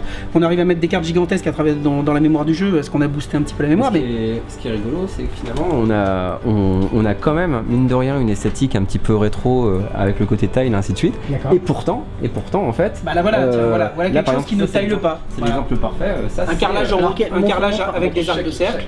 Ah bah oui, là c'est pas possible. C'est pas possible de tiler avec ça quoi. Tiler ça veut dire de réutiliser le même carré plusieurs fois de suite, tu vois, là c'est pas possible. Donc là par exemple on voit que là tu peux pas tiler ça par exemple parce qu'il y a une projection sur le sol, alors on sait pas trop ce que c'est, là il y a du sale par terre, et bien ce sale par terre qui est dessiné à la main, il fait que le tile ne fonctionne plus puisque chaque point de salle est un salle différent dans chaque carré. Alors aujourd'hui, c'est-à-dire que techniquement, vous l'avez fait avec la technologie d'aujourd'hui, enfin votre vision, parce que vous n'avez pas une vision de programmeur des années 90. C'est ça. Donc ça sous-entend que ça, par exemple, un programmeur des années 90, une brique, il se serait dit je vais optimiser ma ROM et je vais faire en sorte de la reproduire, mais vous êtes dit Bah nous on va mettre du méga, on s'en fout, on n'a pas de contrainte. On n'a pas cette contrainte-là. Et c'est ce qui fait que ça fait beaucoup de méga. Bah oui, C'est ça. en fait complètement. En fait, en disant, puisqu'aujourd'hui, quand même le prix du méga, on a bien vu qu'il a chuté entre le prix Ça du coûtait méga. de l'argent ça à l'époque en plus. Le prix du méga dans les années 80. C'est-à-dire qu'à l'époque ils étaient capables de faire des jeux à 1600 mégas, mais qu'ils l'ont pas fait parce que ça coûtait de l'argent. Oui, Donc t'es en train de me dire ça là. Industriellement, complètement en fait, oui. forcément, de façon industrielle, choisir que ton jeu tenait sur une ROM de 8 plutôt que sur une ROM de 16, et bah t'avais fait une économie démentielle, industriellement par rapport au nombre de cartouches que t'allais produire, et ainsi de suite. Ça Donc- valait cher à l'époque. Donc bah oui, forcément au poids du méga en fait, comme acheter un disque dur de 100 mégas à l'époque et aujourd'hui acheter un disque dur de 100 mégas. Sinon, ils Sachant ont même que- sacrifié des stages dans certains jeux parce qu'il fallait réduire la taille de la cartouche parce que ça aurait été trop cher de produire une cartouche plus grosse. Donc ils ont coupé des stages, ils les ont enlevés et puis ils ont retiré des stages pour que le jeu tienne sur une cartouche plus petite parce que c'était trop cher à produire. Donc voilà, donc déjà à l'époque, tu vois bien que il y avait quand même, ils le disent, effectivement, c'était la taille des graphismes. Oui. Dans la mémoire, on leur donnait une étagère à remplir, enfin une armoire, sauf que là, par exemple, pour ce projet-là de le Cortex, et pour Paprium, le jeu Paprium, eh ben, c'était pas une armoire qu'ils avaient, c'était 10, 20, 30 armoires. Et c'est plus pareil. Non. Et là, on peut se permettre de faire des graphismes. Autant Voilà. profiter. Donc, concrètement, qu'est-ce que tu en penses techniquement? Est-ce que c'est révolutionnaire? Révolutionnaire, on peut pas faire plus que ce que propose la Mega Drive. On pourra pas rajouter plus de sprites à l'écran, on pourra pas rajouter plus de couleurs. De toute façon, c'est un jeu Mega Drive. Ça doit rester dans les limitations techniques de la Mega Drive. Sinon, autant développer un jeu sur une nouvelle console. Là où c'est impressionnant, c'est le nombre de sprites qui sont affichés, mais la taille surtout. Parce que en restant toujours à la limite possible, il arrive à afficher beaucoup de sprites, même s'il y a des clignotements. Ça reste impressionnant à l'œil. Oui, des fois des personnages disparaissent, oui, des fois des têtes disparaissent, mais tant qu'on est pris dans le jeu, on s'en rend pas trop compte. Donc pour moi, c'est vraiment très bien programmé. Mais c'est pas miraculeux non plus, les grands sprites. Ils auraient pu le faire à l'époque. Non, c'est pas pareil, miraculeux. un sprite. Faut que vous compreniez, un personnage, vous prenez le personnage, on n'appelle pas ça un sprite. Un personnage, c'est une composition de 8 par 8, 8 par 8, c'est un exemple que je donne, hein. 8 par 8, 8 par 8, et qui compose. Donc c'est plusieurs sprites. Et ça c'est pareil, c'est de la banque de données. C'est des graphismes. Et à l'époque c'est pareil, c'est-à-dire pour Street of Rage, on sait qu'ils ont pris le choix de faire plus petit parce que sinon, clignotement de sprites. Oui. Ils se sont dit on veut pas de clignotement de sprite. Or, Fonzie, théoriquement, dans l'émulateur, parce que On peut le supprimer, l'émulateur, tu fais ce que tu veux, tu peux t'amuser à supprimer la limitation de sprite, mais après, encore une fois, c'est plus la Mega Drive. Et c'est pour ça que les images qu'on avait vues ne ressemblent pas à ce qu'on a en résultat. C'est pas transparence. surtout la transparence, surtout le nombre de personnages à l'écran, et surtout c'est en jeu qu'on voit les disparitions de sprites. Quand on a une image fixe, il peut s'amuser à mettre 70 sprites à l'écran si jamais ça vient de son émulateur où il a supprimé cette limitation. On le verra pas. Après voilà, ça reste bien. Révolutionnaire, non, parce que le son. On pouvait le faire à l'époque. Révolutionnaire pour le son quand même. On pouvait aussi le faire à l'époque pour le son. Et c'était des coûts de production. Mais de la ça coûte cartouche. beaucoup plus cher. Après, la logique n'est pas la même. Maintenant, il le vend combien? 150 ou 160 euros. À l'époque de la Mega Drive, on pouvait pas vendre un jeu 160 euros. Même si les jeux, on se rend compte, les jeux du genre Street Fighter 2 prime sur Mega Drive, qui était une grosse cartouche, coûtaient plus cher. C'est vrai. Et ça fait, Paprium est plus du double en taille de Street Fighter 2. Donc, c'est quand même un bon jeu. Techniquement, il n'y a rien de révolutionnaire, si ce n'est qu'il a quand même rajouté cette puce, faut quand même le dire. Ça, c'est quelque chose que la Mega Drive ne pouvait pas faire. Mais graphiquement, en 90, si ils avaient eu le temps est important, et les ROM suffisantes pour mettre tous ces beaux graphismes, ils auraient pu le faire ou pas? Oui, on a l'exemple de... C'est ce que dit le Cortex. Hein, on a l'exemple de Virtua Racing, qui utilisait une puce, un SVP dessus, qui était la réponse de Sega à Argonaut avec son Super FX. Le SVP servait surtout à faire des calculs, mais pourquoi il n'a pas beaucoup été utilisé? Parce que déjà Sega s'est perdu avec le 32X, et surtout que ça coûtait cher. D'accord. Ça coûtait cher avec le SVP, on voit Virtua Racing des objets 3D. On aurait pu avoir plus de jeux de cette qualité, mais il fallait payer, et l'important dans une cartouche, c'est que ça coûte le moins cher possible pour pouvoir gagner de l'argent. Là, Paprium, c'est un homebrew, mais il sait qu'il va pas devenir milliardaire en vendant ses jeux. Donc il s'est fait plaisir, il a passé du temps pour programmer tout ça, Il a passé du temps surtout pour optimiser tout ça, et on le voit bien, on voit que le Mega CD est mis à contribution pour certains points. C'est propre ça. On voit qu'il a bien géré les possibilités offertes par le mode PAL où il y avait plus d'images affichées, plus de lignes affichées à l'écran. Donc c'est vraiment un travail de puriste. Ouais, vraiment de perfectionniste même. Ouais, c'est ça. C'est ce qui le caractérise souvent aussi les gens de design. Il a vraiment voulu aller jusqu'au bout de son truc, il a voulu utiliser tout ce que proposait la Mega Drive. Et en ça, c'est vraiment un jeu où, pour l'instant, sur Mega Drive, je vois pas de jeu qui puisse aller aussi loin dans la technique. C'est vrai. Ça reste un jeu Mega Drive et de toute façon, c'est pas plus. Il le dit dans sa présentation que c'est un jeu qui est pour le rétro. On doit pas le jouer sur un écran LCD, on doit pas le jouer sur un émulateur. De toute façon, pour l'instant, on peut pas.